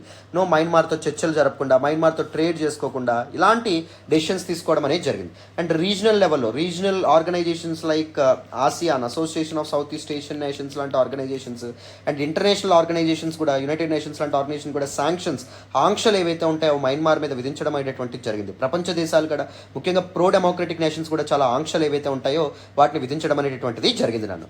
అర్థమైందా? ఇన్ని ప్రాబ్లమ్స్తో మయన్మార్ ఒకవైపు సఫర్ అవ్వడం అనేటటువంటిది జరుగుతుంది. మరి ఈ మయన్మార్లో జరుగుతున్నటువంటి ఇష్యూస్ వల్ల మన ఇండియా ముందున్నటువంటి ఛాలెంజెస్ ఏంటి? ఇండియాకి ఎలాంటి ప్రాబ్లమ్స్ వచ్చే అవకాశం ఉంటుంది? ఈ ఛాలెంజెస్ని కూడా డిస్కస్ చేద్దాం, వినండి. ద ఫస్ట్ ఇంపార్టెంట్ ఛాలెంజ్ ఏంటి అంటే సెక్యూరిటీ ఛాలెంజ్ అమ్మ. మన పక్కనే ఉన్నటువంటి మయన్మార్లో ఇంత ప్రాబ్లం, వైలెన్స్ అనేటటువంటిది జరుగుతూ ఉండడం వల్ల, ఇంత serious issues, law and order disturbance అవ్వడం వల్ల దాని ఎఫెక్ట్ దేని మీద పడుతుంది? ఇండియా మీద కూడా పడే అవకాశం ఉంటుంది. బికాజ్ మనకి north eastern states which share border with Myanmar, అక్కడ కూడా ఇన్సర్జెన్సీ, వైలెన్స్ అనేటటువంటిది ఎక్కువగా ఉండడం అనేటటువంటిది జరిగింది. సో మయన్మార్ నార్త్ ఈస్ట్లో ఇన్సర్జెన్సీ తగ్గడానికి, లేకపోతే నార్త్ ఈస్ట్లో లా అండ్ ఆర్డర్ స్టెబిలైజ్ చేయడానికి, డెవలప్మెంట్స్ అనేటటువంటిది ప్రోగ్రామ్స్ ఇది చేయడానికి మయన్మార్ స్టెబిలిటీ కూడా మనకి చాలా చాలా ఇంపార్టెంట్. మయన్మార్ ఎప్పుడైతే స్టేబుల్గా లేదో that poses security threats on India. అర్థమైందా? అండ్ దాంతోపాటు నార్త్ ఈస్ట్ ఇన్సర్జెన్సీ మీద కూడా దీని ప్రభావం అనేటటువంటిది మొదలవుతుంది. నార్త్ ఈస్ట్లో ఉండేటటువంటి ఇన్సర్జెంట్స్ ఎవరైతే ఉంటారో, ఎవరైతే మేము ఇండియాతో ఉండాలనుకోవట్లేదు, మాకు for example Nagalim issue. So Naga ట్రైబ్కి చెందినటువంటి పీపుల్ ఎవరైతే ఉంటారో, మేము we don't want to be a part of India but we want to be separated as a separate country name Nagalim అనే ఒక ప్రత్యేక దేశాన్ని మేము ఏర్పాటు చేసుకుంటాం అని చెప్పి వాళ్ళు అంటున్నారు. సో ఇలాంటి ఇన్సర్జెంట్స్ ఎవరైతే ఉంటారో, గవర్నమెంట్కి వ్యతిరేకంగా పోరాడుతున్నటువంటి వాళ్ళు ఎవరైతే ఉన్నారో వాళ్ళందరూ ఏం చేస్తున్నారు? క్రాస్ బార్డర్ ఇన్సర్జెన్సీకి పాల్పడుతున్నారు. అంటే ఈ నార్త్ ఈస్టర్న్ స్టేట్స్లో వివాదాలు, ఇష్యూస్ అనేవి సృష్టించడం, ఆ ఇష్యూస్ ఏవైతే ఉంటాయో చేసి వెంటనే వాళ్ళు ఏమైపోతున్నారు, మయన్మార్కి పారిపోతున్నారు. Myanmar is actually acting as a safe haven for these insurgents. But మయన్మార్లో స్టెబిలిటీ మెయింటైన్ చేస్తే మనం ఏం చేసే వాళ్ళ Myanmar enforcement agencies, Myanmar military, Myanmar గవర్నమెంట్తో మాట్లాడి ఎవరైతే ఇన్సర్జెంట్స్ ఎవరైతే ఉంటారో వాళ్ళని ఇండియాకి రప్పించి ఇండియాలో వాళ్ళని పనిష్ చేయడం అనేటువంటి జరిగింది. బట్ ఇప్పుడు మయన్మారే స్టెబిలిటీతో లేదు, డీస్టెబిలైజ్డ్గా ఉంది, లా అండ్ ఆర్డర్ డిస్టర్బ్ అవ్వడం అనేటువంటి జరుగుతుంది. సో మయన్మార్ మనకు హెల్ప్ చేస్తుందా ఇన్సర్జెంట్స్ ఎవరైతే ఉంటారో వీళ్ళని అడ్డుకోవడంలో? సో అది కూడా ఒక ప్రాబ్లం కింద మనకు ఉండడం అనేది జరిగింది. అండ్ దాంతోపాటు issue with refugees refugee crisis కూడా పెరిగేటటువంటి అవకాశం ఉంటుంది. సో ఈ ఇష్యూ మామూలుగా పొలిటికల్ ఇన్స్టెబిలిటీ కారణంగా చాలామంది పీపుల్ ఇండియాకు పారిపోవాలని చెప్పి అనుకోవడం, శరణార్థులుగా వచ్చే అవకాశం అనేటటువంటిది ఉంటుంది. సో అది కూడా ఒక serious issue that creates an unnecessary burden on our resources. మన ఎకనామిక్ అండ్ అదర్ రిసోర్సెస్ మీద చాలా బర్డెన్ పడ్డం అనేటువంటి జరుగుతుంది. శరణార్థులు ఎక్కువగా మన కంట్రీలోకి చొరబడిన, మన కంట్రీలోకి వచ్చేసిన. అండ్ దాంతోపాటు there will be challenges to developmental projects. India మయన్మార్తో కలిసి అండ్ మయన్మార్లో చాలా డెవలప్మెంటల్ ప్రాజెక్ట్స్ అనేటటువంటి వాటిని శ్రీకారం చుట్టడం అనేది జరిగింది 2021 ముందు. For example Kaladan multi dimensional project కానీ, మల్టీ డెవలప్మెంట్ ప్రాజెక్ట్ కానీ, లేకపోతే అదర్ హైవేస్ని నిర్మించడం కానీ, లేకపోతే యూనివర్సిటీస్ని నిర్మించడం కానీ ఇవన్నీ ఇండియా చేపట్టింది. ఇవన్నీ ఒక్కసారిగా ఆగిపోతాయన్నమాట. అది కూడా ఒక serious issue. What ever the investment that we have done, so అదంతా వేస్ట్ అయ్యే అవకాశం అనేటటువంటిది ఉంటుంది. అండ్ దాంతోపాటు దిస్ మిలిటరీ హంటా ఏదైతే ఉందో అది ఏం చేయడం అనేది జరుగుతుంది, చైనాకి దగ్గరగా అవ్వడం అనేది జరుగుతుంది. అది కూడా ఒక పెద్ద ప్రాబ్లం.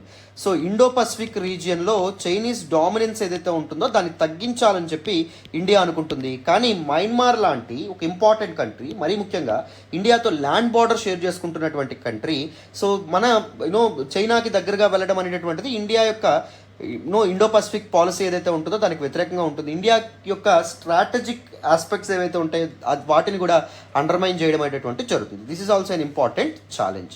అర్థమైందా? సో కంప్లీట్గా మీకు మయన్మార్ పొలిటికల్ క్రైసిస్ గురించి బ్యాక్గ్రౌండ్ అర్థమైందని అనుకుంటున్నాను. ప్రతి వీడియోలో కూడా నేను బ్యాక్గ్రౌండ్ మీద ఎందుకు ఇంత ఫోకస్ చేస్తున్నానంటే మీకోసమే అమ్మా. ఓకేనా? రేపు పొద్దున్న ఈ టాపిక్ రిలేటెడ్ ఆర్టికల్స్ అపియర్ అయితే మీ ఓన్గా మీరు అనలైజ్ చేయాలి. నా మీదనే కాదు, ఎవరి మీద కూడా మీరు డిపెండ్ అవ్వకూడదు ఫర్ అనాలసిస్. ఓకేనా? ఆ హ్యాబిట్ మీలో ఇన్కల్కేట్ చేయడానికి ఇంత బేసిక్స్ నుంచి, బ్యాక్గ్రౌండ్ నుంచి చెప్తున్నాను. ఓకేనా? సో ఇప్పుడు బ్యాక్గ్రౌండ్ అర్థమైంది కదా. మరి ఇప్పుడు ఆర్టికల్లో ఏం డిస్కస్ చేశారో చెప్తాను, వినండి. So in this particular editorial, that is war in Myanmar అనే ఎడిటోరియల్లో the chief editor of the Hindu హంతాకే అండ్ దాంతోపాటు the militant pro democratic militant groups in Myanmar, one of the most important group the three brotherhood alliance ఏదైతే ఉంటుందో వీళ్ళ మధ్య జరుగుతున్నటువంటి fighting గురించి చెప్పడం అనేది జరిగింది. ద త్రీ బ్రదర్హుడ్ ఎలియన్స్ అనేటటువంటి మిలిటెంట్ గ్రూప్ ఏం చెప్పింది అంటే, దిస్ మిలిటరీ కంట్రోల్ నుంచి మేము బార్డర్ రీజియన్స్ ఏవైతే ఉంటాయో, అంటే మయన్మార్ చైనా మధ్య ఉన్నటువంటి బార్డర్ రీజియన్స్ అండ్ దాంతోపాటు మయన్మార్ ఇండియా బార్డర్ రీజియన్స్ని మేము మా కంట్రోల్లోకి తెచ్చుకున్నాము. చాలా వరకు హంతా ఫోర్సెస్ అంటే మిలిటరీ ఫోర్సెస్ మాకు సరెండర్ అయిపోయారు అని చెప్పి వాళ్ళు చెప్పడం అనేది జరిగింది. ఈవెన్ ఈ సెట్ బ్యాక్స్కి హంతా కూడా చాలా సీరియస్గా రియాక్ట్ అవ్వడం అనేటువంటిది జరిగింది. చాలా ఎయిర్ స్ట్రైక్స్తో కానీ, లేకపోతే ర్యాపిడ్ అడ్వాన్స్మెంట్ ఎక్సర్సైజెస్తో కానీ హంతా కూడా విరుచుకుపడడం అనేది జరిగింది. దీనివల్ల చాలామంది సామాన్యులు చనిపోవడం అనేది జరిగిందంట. ఇప్పటి వరకు 2021లో మయన్మార్లో పొలిటికల్ క్రైసిస్ అనేటటువంటిది స్టార్ట్ అయిన నుంచి సుమారు 4,000 మంది సామాన్య పౌరులు ఎవరైతే ఉంటారో, సివిలియన్స్ ఎవరైతే ఉంటారో వాళ్ళు చనిపోయారని చెప్తున్నారు. 20,000 మంది జైల్లో పెట్టబడ్డారని చెప్తున్నారు. అండ్ 1.7 మిలియన్ పీపుల్ అంటే 17 లక్షల మంది ఏకంగా వాళ్ళ ఇంటి నుంచి వేరే ప్రాంతాలకు తరలి వెళ్లాల్సిన వచ్చినటువంటి పరిస్థితి ఏర్పడిందని చెప్తున్నారు. There was huge loss of to men and material over these 2 years అనే విధంగా మనకి ఆర్డర్ చెప్పడం అనేటువంటి జరిగింది. ఈ పరిస్థితుల్లో ఆసియాన్ లాంటి రీజనల్ గ్రూపింగ్స్ ఏవైతే ఉంటాయో వాటి యొక్క పాత్ర చాలా కీలకమనే విధంగా కూడా చెప్తున్నారన్నమాట. సో ఇవి చాలా ప్రొయాక్టివ్ రోల్ తీసుకొని మయన్మార్లో సీజ్ ఫైర్ అనేటటువంటిది ఎన్ష్యూర్ అయ్యే విధంగా, అంటే మిలిటరీకి అండ్ దాంతోపాటు these pro democratic militant groups ఎవరైతే ఉంటారో వాళ్ళ మధ్య ఒక కన్సెన్సస్ అనేటటువంటిది వచ్చే విధంగా వాళ్ళు పాటుపడాలి. లేకపోతే ఇంకా చాలామంది తమ ప్రాణాలను కోల్పోయే అవకాశం అనేటటువంటిది ఉంటుంది అని చెప్పి మనకి ఆథర్ దిస్ పర్టికులర్ ఎడిటోరియల్లో డిస్కస్ చేయడం అనేటువంటిది జరిగింది. I just wanted to explain all of you the Myanmar political crisis. Since Myanmar shares border with India, Myanmarలో జరుగుతున్నటువంటి డెవలప్మెంట్స్ని మనం క్లోజ్గా వాచ్ చేయడం చాలా చాలా ఇంపార్టెంట్. ఇంటర్నేషనల్ రిలేషన్స్లో పాసిబుల్ క్వశ్చన్స్ వచ్చే అవకాశం ఉంటుంది, లేకపోతే అదర్ కాన్ఫ్లిక్ట్కి సంబంధించినటువంటి క్వశ్చన్స్, డెమోక్రసీకి సంబంధించినటువంటి ఇష్యూస్కి సంబంధించిన క్వశ్చన్స్ వచ్చినప్పుడు you can always quote this particular political crisis as a prominent example. ఓకేనా?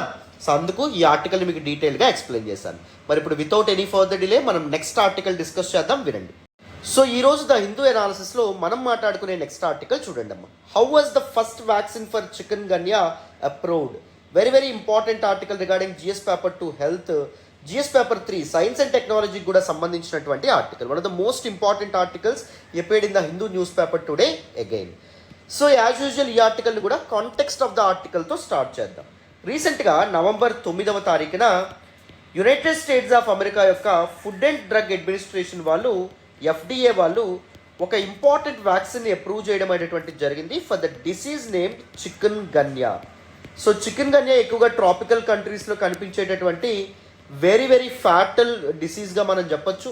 అండ్ దీన్ని ప్రివెంట్ చేయడానికి మొదటి వ్యాక్సిన్ ఏదైతే ఉంటుందో దాన్ని యూరోపియన్ యూనియన్కి చెందినటువంటి ఒక వ్యాక్సిన్ మ్యానుఫ్యాక్చరర్ నేమ్డ్ వల్నేవా అనేటటువంటి వ్యాక్సిన్ మ్యానుఫ్యాక్చరర్ సో ఒక బ్రాండ్ నేమ్తో ఏంటంట ఇక్సిక్ అనేటటువంటి ఒక బ్రాండ్ నేమ్తో దిస్ పర్టిక్యులర్ వ్యాక్సిన్ ఏదైతే ఉందో దాన్ని రిలీజ్ చేయడం అనేది జరిగింది. ఆ వ్యాక్సిన్కి US FDA వాళ్ళు, ఫుడ్ అండ్ డ్రగ్ అడ్మినిస్ట్రేషన్ వాళ్ళు అప్రూవల్ అనేటటువంటిది కూడా ఇవ్వడం అనేది జరిగిందని చెప్తున్నారు.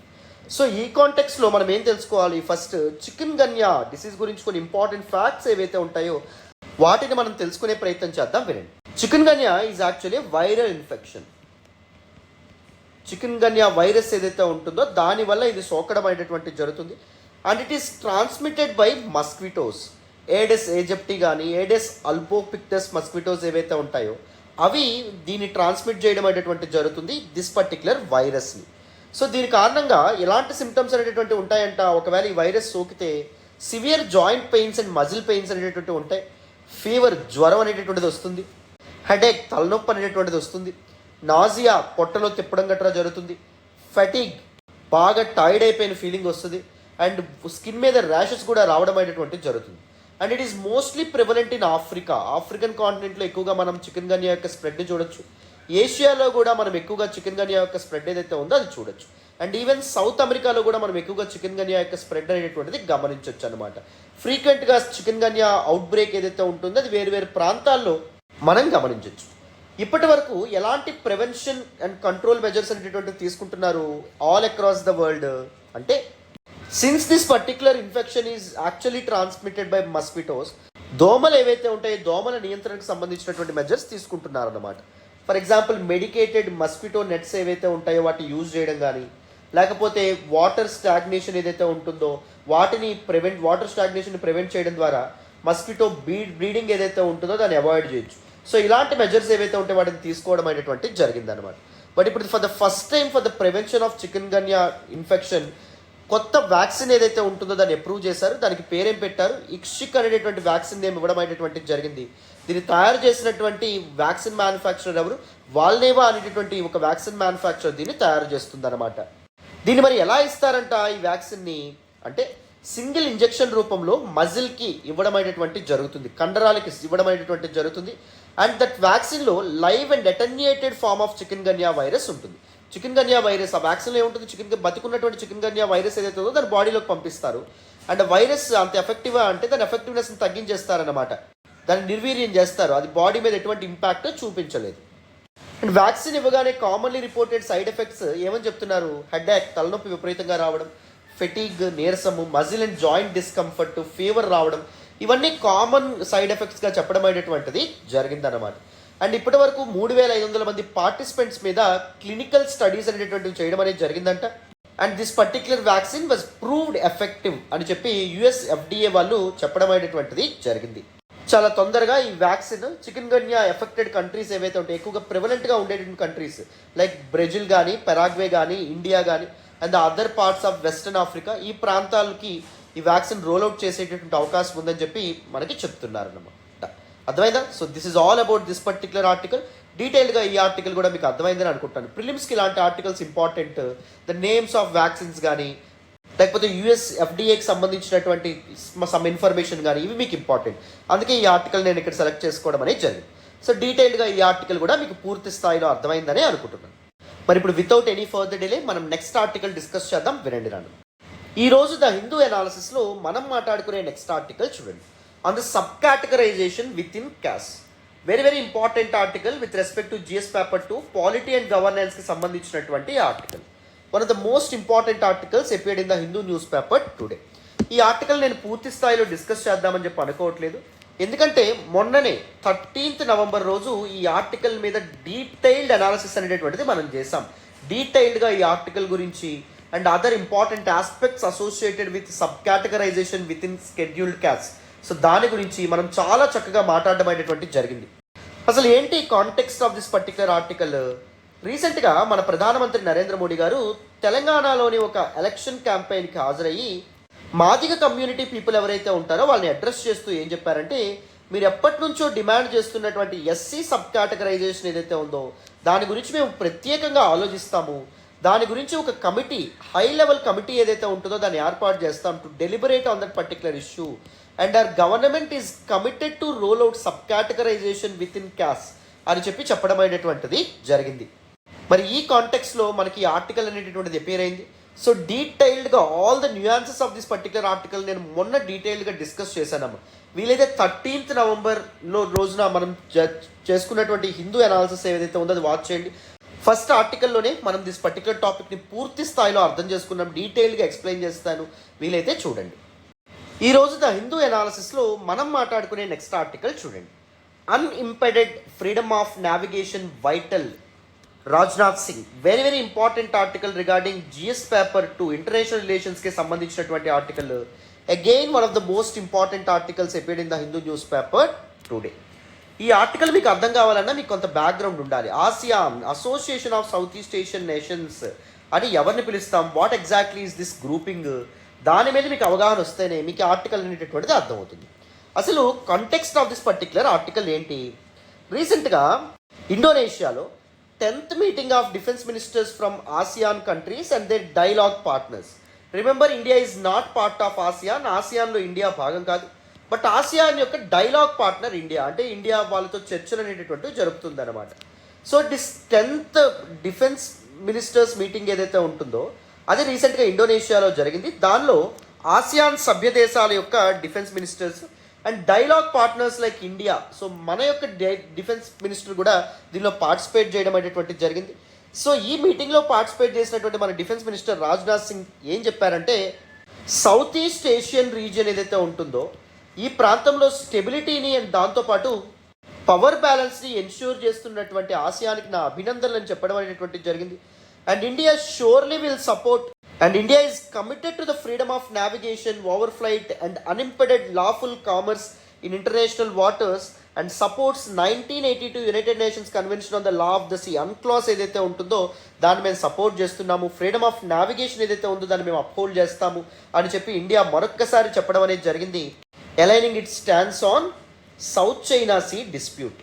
సౌత్ చైనా సీ డిస్ప్యూట్ ఏదైతే ఉంటుందో దీని గురించి నేను ఆల్రెడీ డీటెయిల్డ్గా ఒక వీడియో చేస్తున్నాను. మొన్న కూడా హిందూ అనాలిసిస్లో డీటెయిల్డ్గా దాని గురించి చెప్పడం అనేటువంటిది కూడా జరిగింది. సౌత్ చైనా సీ డిస్ప్యూట్ విషయంలో China UNCLOS united nations convention on law of the seas ఏదైతే ఉందో ఈ పర్టికులర్ కన్వెన్షన్ని ఫాలో అవ్వట్లేదు, ఈ పర్టికులర్ కన్వెన్షన్లో భాగంగా తీసుకొచ్చినటువంటి ప్రొవిజన్స్ని ఫాలో అవ్వట్లేదని చెప్పి ఇండియా పలుమార్లు చెప్పింది. సో అలా ఉండకూడదు, ప్రతి ఒక్కరూ ఈ పర్టికులర్ అన్క్లాస్ ఏదైతే ఉందో దీనికి కమిట్ అయి ఉండాలి, దాన్ని అప్హోల్డ్ చేయాలని చెప్పి ఇండియా మరొక్కసారి ఇప్పుడు పరిపూర్ణంగా చెప్పడం అనేది మరొక్కసారి రీఅఫర్మ్ చేయడం అనేటువంటిది జరిగింది.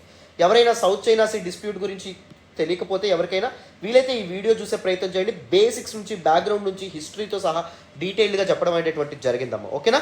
South China see dispute Sairam Sampathrao education అని చెప్పి మీరు సెర్చ్ చేస్తే మీకు ఈ వీడియో అనేటువంటిది వస్తుంది, చక్కగా వాచ్ చేసే ప్రయత్నం చేయండి. సో మరి ఇప్పుడు ఈ కాంటెక్స్లో మనం ఏం చేద్దాం, ఆసియాన్ అనేటటువంటి ఈ గ్రూపింగ్ ఏదైతే ఉందో దీని గురించి తెలుసుకుందాం. ప్రిలిమ్స్కి ఇంపార్టెంట్ అండ్ ఈవెన్ మెయిన్స్కి కూడా ఇంపార్టెంట్. ప్రతి ఆర్టికల్ నేను బ్యాక్గ్రౌండ్తో సహా మాట్లాడుతున్నాను కాబట్టి ఈ ఆర్టికల్ కూడా బ్యాక్గ్రౌండ్తో సహా డిస్కస్ చేద్దాం. అటెన్షన్ పేజెస్ వినాలమ్మా. So let us look at the members of ASEAN, Association of Southeast Asian Nations అని చెప్తాం. దీనిలో 10 మెంబర్స్ అనేటటువంటి ఉంటాయి. ఇంతకీ ఆసియాన్ గ్రూప్ ఎప్పుడు ఏర్పడింది? 1967లో, 1967లో ఏర్పడింది. ఎందుకు? అప్పుడు 1960s and 1970s are the periods of decolonization. చాలా కొలోనియల్ పవర్స్ యొక్క షకల్స్ నుంచి ఇవన్నీ స్వతంత్రం పొందుతున్నాయి. స్వతంత్రం పొందుతున్న తర్వాత యాజ్ యూజువల్గానే ఈ దేశాల మధ్య బౌండరీ డిస్ప్యూట్స్ అనేటటువంటి రావడం అనేది జరిగింది, సరిహద్దు వివాదాలు అనేటటువంటి చెలరాగడం అనేది జరిగింది. ఈ వివాదాలు ఏవైతే ఉంటాయో వాటిని శాంతియుతంగా పరిష్కరించుకుందాం అనేటటువంటి ఉద్దేశంతో మనందరం కలిసి ఒక గ్రూపింగ్గా, ఒక ఫోరంగా మనం ఏర్పడితే బాగుంటుంది.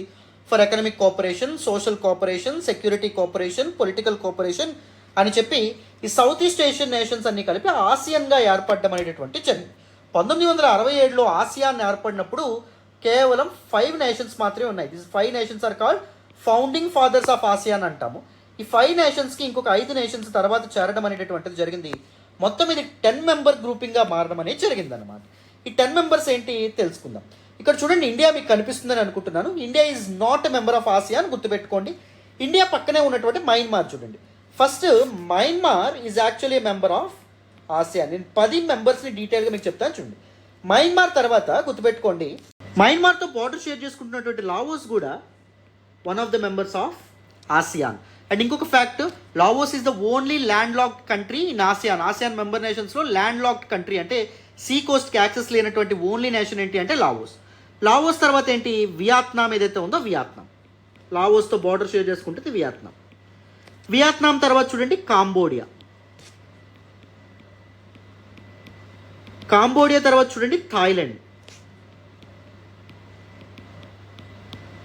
థాయిలాండ్ తర్వాత చూడండి మలేషియా. థాయిలాండ్తో బార్డర్ షేర్ చేసుకుంటుంది. మలేషియా కింద చిన్నది ఉంటుంది చూడండి, దిస్ వాట్ సింగపూర్. సింగపూర్ కూడా it is also a member of ASEAN. So గుర్తుపెట్టుకోండి, మలేషియా అండ్ దాంతోపాటు సింగపూర్ ఏవైతే ఉంటాయో, సో చూడండి దిస్ ఈజ్ చిన్నది ఏదైతే ఉందో సింగపూర్. మలేషియా అండ్ సింగపూర్ మధ్యలో ఉన్నటువంటి స్ట్రైట్ ఏంటంటే జోహార్ స్ట్రైట్. ఇక్కడ జోహార్ అని కనిపిస్తుందా, ఇక్కడ రాస్తున్నాను చూడండి, జోహార్ స్ట్రైట్. అండ్ సింగపూర్ కింద ఉన్నటువంటి స్ట్రైట్ ఏంటంటే సింగపూర్ స్ట్రైట్, గుర్తుపెట్టుకోవాలి. అండ్ దిస్ పర్టికులర్ మలేషియాకి అండ్ ఇండోనేషియా ఏదైతే ఉందో, ఇక్కడ ఇండోనేషియా కనిపిస్తుంది అనుకుంటున్నాను, దీని మధ్యలో ఉన్నటువంటి స్ట్రైట్ ఏంటంటే, స్ట్రైట్ అంటే జలసంధి అమ్మ. సో జలసంధి 2 వాటర్ బాడీస్ని కలిపేటటువంటి ఒక నారో స్ట్రెచ్ ఏదైతే ఉందో దాన్ని స్ట్రైట్ అంటాం. సో ఇది straight of Malacca. Straight of Malacca is the longest straight in the world, గుర్తుపెట్టుకోవాలి. ఓకేనా. సింగపూర్ తర్వాత నెక్స్ట్ మెంబర్ ఏంటి, ఇండోనేషియా. ఇండోనేషియా తర్వాత నెక్స్ట్ మెంబర్ ఏంటంటే ఇక్కడ చిన్న కంట్రీ ఉంటుంది, that is Brunei. Brunei is the next member. దాని తర్వాత ఇంకొకటి ఏంటి అంటే ఫిలిప్పీన్స్.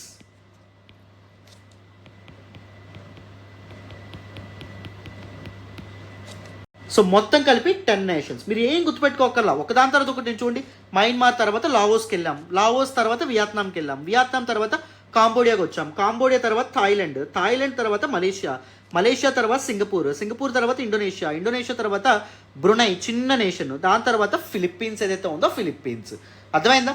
సో ఎప్పుడు ఇలాంటివి గుర్తుపెట్టుకోవడానికి కోడ్స్ ఇవేమీ గుర్తుపెట్టుకోకండి, ఎందుకంటే ఎగ్జామినేషన్ హాల్లో చాలా టెన్షన్ ఉంటుంది. అప్పుడు ఈ కోడ్స్ కానీ ఏవి మీకు గుర్తుండవు. మళ్ళీ మళ్ళీ చెప్తున్నాను. సో ఒక ఆర్గానిక్ వేలో చదువుకునే ప్రయత్నం చేయండి. మల్టిపుల్ టైమ్స్ ఈ మ్యాప్ని మీరు చూసి మీ ఓన్గా, నేను ఇప్పుడు ఎలా అయితే ఒకదాని తర్వాత ఒకటి చెప్పానో అలా మీ ఓన్గా మీరు ప్రాక్టీస్ చేయండి, మీకు ఈజీగా ఇదంతా గుర్తుంటుంది. ఓకేనా? Right, very very important. So మొత్తం 10 నేషన్స్ మీకు అర్థమైనాయి అనుకుంటున్నాను ఆసియాన్ గ్రూపింగ్లో, association of south east Asian nations గ్రూపింగ్లో. సో చూడండి, ASEAN is a regional organization. South east ఏషియాకి చెందినటువంటి డిఫరెంట్ కంట్రీస్ కొలాబరేట్ అయ్యి, అసోసియేట్ అయ్యి ఏర్పాటు చేసుకున్నటువంటి ఒక organization which was establish to promote political and social stability. So ఆ రీజియన్లో, సౌత్ ఈస్ట్ ఏషియాలో రాజకీయ పరమైనటువంటి, సామాజిక పరమైనటువంటి స్థిరత్వాన్ని సాధించడానికి, అండ్ దాంతోపాటు ఏషియా పసిఫిక్స్ పోస్ట్ కొలోనియల్ స్టేట్స్ ఏవైతే ఉంటాయి, ఏషియా పసిఫిక్ రీజియన్లో ఉన్నటువంటి పోస్ట్ కొలోనియల్ స్టేట్, కొలోనియలిజం నుంచి యొక్క షకల్స్ నుంచి బయటపడి స్వతంత్రాన్ని తెచ్చుకున్నటువంటి నేషన్స్ ఏవైతే ఉంటాయి వాటి మధ్య టెన్షన్స్ అనేటివి మొదలైనవి. ముఖ్యంగా బార్డర్ డిస్ప్యూట్స్ ఇవన్నీ, లేకపోతే ఐడియాలజికల్ డిస్ప్యూట్స్ లాంటివి రైజ్ అవుట్ అవ్వడం అనేది జరిగింది. సో వాటి నుంచి ఇవి కాపాడుకోవడానికి, సో ఆ టెన్షన్స్ ఏవైతే ఉంటాయో వాటిని ట్యాకిల్ చేయడానికి ఆసియాన్ అనే గ్రూపింగ్గా వీళ్ళందరూ ఏర్పడ్డారు. ద మోటో ఆఫ్ ఆసియాన్ ఏంటి? 1 vision, 1 identity and 1 community. This is the motto. So ASEAN డేగా 8th ఆగస్ట్ సెలబ్రేట్ చేసుకోవడం అనేది జరుగుతుంది. ఎందుకంటే 1967 ఆగస్ట్ 8వ తారీఖున బ్యాంకాక్ డిక్లరేషన్ ద్వారా ఆసియాన్ అనేటటువంటిది ఏర్పడింది కాబట్టి. ఓకేనా? ఆసియాన్ యొక్క సెక్రటేరియట్ చూడండి, ఇండోనేషియాలోని జకార్తాలో ఆసియాన్ యొక్క సెక్రటేరియట్ సచివాలయం అనేటటువంటిది ఉంది. ఓకేనా? These are important facts. So member nations చూడండి, నేను ఆల్రెడీ ఒక ఆర్డర్ చెప్పాను, ఆర్డర్లోనే గుర్తుపెట్టుకోండి. ఫస్ట్ మయన్మార్ గురించి చెప్పాం, ఇండియా పక్కనే మయన్మార్ ఉంటుందని. మయన్మార్ తర్వాత ఏం చెప్పుకున్నాం, లావోస్ చెప్పడం అనేటువంటిది జరిగింది. లావోస్ తర్వాత ఏం చెప్పుకున్నాం మనం, వియత్నాం చెప్పడం అనేది జరిగింది. వియత్నాం తర్వాత ఏం చెప్పుకున్నాం, కాంబోడియా చెప్పడం అనేటువంటిది జరిగింది. కాంబోడియా తర్వాత ఏం చెప్పుకున్నాం, థాయిలాండ్ చెప్పడం అనేటువంటిది జరిగింది. థాయిలాండ్ తర్వాత ఏం చెప్పుకున్నాం, మలేషియా చెప్పడం అనేటువంటిది జరిగింది. మలేషియా తర్వాత మనం ఏం చెప్పుకున్నాం, సింగపూర్ చెప్పడం అనేటువంటిది జరిగింది. సింగపూర్ తర్వాత మనం ఏం చెప్పుకున్నాం, ఇండోనేషియా చెప్పడం అనేటువంటిది జరిగింది. ఇండోనేషియా తర్వాత మనం ఏం చెప్పుకున్నాం, బ్రునై చెప్పడం అనేటువంటిది జరిగింది. బ్రునై తర్వాత ఏం చెప్పుకున్నాం, ఫిలిప్పీన్స్ చెప్పడం అనేటువంటిది జరిగింది. 10 నేషన్స్. నేను ఏదైతే ఆర్డర్ చెప్పానో ఆర్డర్లో గుర్తుపెట్టుకోండి, మీకు చక్కగా గుర్తుపెట్టుకుంటారు. ఓకేనా, రైట్. ఆసియాన్ ఎప్పుడు ఎస్టాబ్లిష్ అయింది, 1967 ఆగస్ట్ 8వ తారీఖున ఎస్టాబ్లిష్ అవ్వడం అనేది జరిగింది. With signing of ASEAN declaration or Bangkok declaration. So founding fathers మొత్తం 5 నేషన్స్ మధ్య ఒక డిక్లరేషన్ అనేటటువంటి సైన్ అయింది. ఆ 5 నేషన్స్ ఏంటి, ఇండోనేషియా ఒకటి, మలేషియా ఒకటి, ఫిలిప్పీన్స్, సింగపూర్ అండ్ థాయిలాండ్, వీటి మధ్య జరగడం అనేది జరిగింది. 1990లో మెంబర్షిప్ అనేటటువంటిది డెవలప్ అయింది. ఎందుకు, after the change of conditions. 1975లో వియత్నాం వార్ ఎండ్ అవ్వడం, 1991లో కోల్డ్ వార్ అనేటటువంటిది ఎండ్ అవ్వడం. కోల్డ్ వార్ ఎండ్ అయిన తర్వాత యుఎస్ఎస్ఆర్ యొక్క డామినెన్స్ అనేటటువంటిది ఎండ్ అవ్వడం, యుఎస్ఎస్ఆర్ ఇన్ఫ్లుయెన్స్ అనేటటువంటిది కంప్లీట్గా తగ్గిపోవడం. దాని కారణంగా కొత్త దేశాలు అనేటటువంటి Brunei, Vietnam, Laos, Myanmar and Cambodia ఏవైతే ఉంటాయి, ఇవి ఆసియాన్ గ్రూపింగ్లో చేరడం అనేటటువంటిది జరిగింది. సో ఈ 5 నేషన్స్ కలిపి మొత్తం 10 నేషన్ గ్రూపింగ్గా ఆసియాన్ ఏర్పడడం అనేటటువంటిది జరిగిందమ్మా. Now what are the objectives of ASEAN to accelerate economic growth? అన్ని దేశాలు ఏవైతే ఉంటాయో ఆసియాన్ గ్రూపింగ్లో ఉన్నటువంటి 10 మెంబర్ నేషన్స్ ఆర్థికంగా అభివృద్ధి చెందాలి, సామాజికంగా అభివృద్ధి చెందాలి, కల్చరల్ డెవలప్మెంట్, వీళ్ళకి యునిక్ కల్చర్ అనేటువంటిది ఓరియంటల్ కల్చర్ ఉంటుంది కాబట్టి కల్చరల్ డెవలప్మెంట్ గురించి, ప్రాస్పరిటీ గురించి అండ్ పీస్ గురించి ఆసియాన్ను తన తోడ్పాటు అందిస్తుంది. ఆసియాన్ కృషి చేయడం అనేటువంటి జరుగుతుంది as a grouping to promote regional peace. So ఆ రీజియన్లో పీస్ అండ్ స్టెబిలిటీని ఎన్ష్యూర్ చేయడానికి అండ్ రెస్పెక్ట్ ఫర్ జస్టిస్, న్యాయాన్ని అండ్ రూల్ ఆఫ్ లాని అడ్హేర్ చేసే విధంగా యునైటెడ్ నేషన్స్ చార్టర్లో మెన్షన్ చేసినటువంటి వేరియస్ ప్రిన్సిపల్స్ ఏవైతే ఉంటాయో, ఒక దేశం వేరే దేశం యొక్క సోవరెంటిని, సార్వభౌమత్వాన్ని గౌరవించుకోవాలి, వాళ్ళ యొక్క ప్రిన్సిపల్స్ అండ్ ఐడియాలజీస్ని గౌరవించాలి, ఒక దేశం ఇంకొక దేశానికి. సో ఈ విధంగా అన్ని దేశాలకు కలిపి ముందుకెళ్ళాలి అని చెప్పి ఆసియాన్ అనే గ్రూపింగ్ ఏర్పాటైంది. To promote active collaboration and mutual assistance on matters of common interest.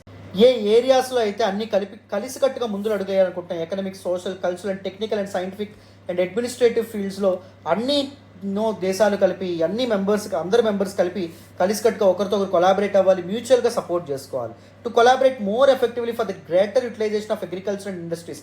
Agriculture ఒకవైపు, ఇండస్ట్రీస్ ఒకవైపు, అన్నింటినీ సక్సెస్ఫుల్గా బ్యాలెన్స్ చేస్తూ ముందుకు అడుగులు వేయాలి. ట్రేడ్ డెవలప్ అవ్వాలి. Improvement of transportation facilities, communication facilities and people యొక్క లివింగ్ స్టాండర్డ్స్ పెంచే విధంగా ఒక దేశం ఇంకొక దేశానికి సపోర్టివ్గా ఉండాలి. To promote south east Asian studies. South east Asia లేదా oriental, one of the part of oriental studies. Oriental studies అంటే ఏంటి లేదమ్మా, the studies about Asia. So studies about eastern nations. So this south east Asian కంట్రీస్కి సంబంధించిన దాని culture, దాని యొక్క geography, వీటికి సంబంధించినటువంటి స్టడీస్ ఏవైతే ఉంటాయో వాటిని ప్రమోట్ చేయాలి. To maintain close and beneficial cooperation with existing international and regional organizations. Already exist అయినటువంటి international organizations like United Nations కానీ, లేకపోతే other organizations and regional organizations ఏవైతే ఉంటాయో వాటితో కొలాబరేట్ అయ్యి వాళ్ళతో కోఆపరేట్ చేసుకొని, సో ఆసియాన్ అనే గ్రూపింగ్ అందరి యొక్క ప్రాస్పరిటీకి సహకరించే విధంగా అడుగులేయాలని చెప్పి ఆబ్జెక్టివ్స్తో అది ఏర్పాటు అవ్వడం అనేటువంటిది జరిగింది. సో ఇన్స్టిట్యూషనల్ మెకానిజం చూడండి, స్ట్రక్చర్ ఆఫ్ ఆసియాన్ చూడండి. చైర్మన్షిప్ ఆఫ్ ఆసియాన్ యాన్యువల్గా రొటేట్ అవ్వడం అనేటటువంటిది జరుగుతుంది. ప్రతి సంవత్సరం ఒకరి నుంచి ఇంకొకరికి వెళ్తుంది. Based on alphabetical order of English names of member states యొక్క ఇంగ్లీష్ నేమ్స్ ఏవైతే ఉంటాయి వాటి యొక్క ఆల్ఫాబెటికల్ ఆర్డర్ ద్వారా ఒకరి నుంచి ఇంకొకరు ప్రెసిడెంట్షిప్ని తీసుకోవడం అనేది, చైర్మన్షిప్ని తీసుకోవడం అనేటువంటిది జరుగుతుంది. ఆసియాన్ సమిట్ అంటే శిఖరాగ్ర సమావేశం. సమిట్ లెవెల్ మీటింగ్స్లో ఎప్పుడు heads of the state or heads of the governments ఎవరైతే ఉంటారో వాళ్ళు మీట్ అవుతారో గుర్తుపెట్టుకోండి. సో ఆసియాన్ సమిట్ సంవత్సరానికి 2 సార్లు జరగడం అనేటువంటి జరుగుతుంది. సో దిస్ సమిట్ ఏదైతే ఉందో it is supreme policy making body of ASEAN ఎలా వర్క్ అవ్వాలి, ఆసియాన్ యొక్క డెసిషన్స్ వీటన్నిటిని ఇన్ఫ్లుయెన్స్ చేసేటటువంటి policy making body ASEAN summit. As the highest level authority in ASEAN, the summits as the direction for ASEAN policies. ASEAN యొక్క agenda for the next year and దాంతో next 6 months ASEAN యొక్క policies ఎలా ఉండాలి, objectives ఏంటి అనేటటువంటి వాటిని ASEAN సమిట్లో భాగంగా నిర్ణయం తీసుకోవడం అనేటటువంటి జరుగుతుంది. ఆసియాన్ మినిస్ట్రియల్ కౌన్సిల్స్ కూడా ఉన్నాయి. The charter established 4 important new ministerial bodies to support the summit. So 4 important ministry బాడీస్ని కూడా ఏర్పాటు చేశారు ఈ సమిట్ లెవెల్ మీటింగ్స్లో ఎయిడ్ చేసేందుకు. ASEAN coordinating council, ASEAN political security community council, ASEAN economic community council, ASEAN socio cultural community council. So ఇలాంటి different councils ఏవైతే ఉంటాయో అవి ఏర్పాటైనాయి. Decision making, the primary mode of decision making in ASEAN is consultation and consensus. ఒకరితో ఒకరు consult చేస్తారు, ఒకరితో ఒకరు మాట్లాడి ఏకాభిప్రాయం తెచ్చుకొని డెసిషన్తో ముందుకు రావడం అనేటువంటిది జరుగుతుంది. ఎటువంటి గొడవలు లేకుండా చర్చల ద్వారా ఒక డెసిషన్ని తీసుకురావడం అనేటువంటి జరుగుతుంది. కలెక్టివ్గా డెసిషన్స్ అనేటటువంటివి తీసుకుంటారనమాట అందరూ. So this what institution mechanism of ASEAN. So వీటి నుంచి మీకు ప్రిలిమ్స్ క్వశ్చన్స్ వచ్చే అవకాశం ఉంది, అందుకే నేను వీటన్నిటిని డీటెయిల్డ్గా ఎక్స్ప్లెయిన్ చేయడం అనేటువంటి జరిగింది. సో ఆసియాన్ గురించి మీకు డీటెయిల్డ్గా అర్థమైందని అనుకుంటున్నాను. ఇప్పుడు మీకు న్యూస్ ఆర్టికల్లో ఏమొచ్చిందో మీకు క్లియర్గా అర్థమైపోతుంది. ఆసియాన్ గ్రూపింగ్ ఏదైతే ఉందో, association of south east Asian nations వాళ్ళ యొక్క 10th డిఫెన్స్ మినిస్టీరియల్ మీటింగ్ అనేటువంటిది జరుగుతుంది. దీనిలో వాళ్ళ యొక్క డైలాగ్ పార్ట్నర్స్ కూడా పార్టిసిపేట్ చేశారు. అందుకే one of their dialogue partner India కాబట్టి ఇండియాస్ డిఫెన్స్ మినిస్టర్ కూడా పార్టిసిపేట్ చేయడం అనేటువంటిది జరిగింది.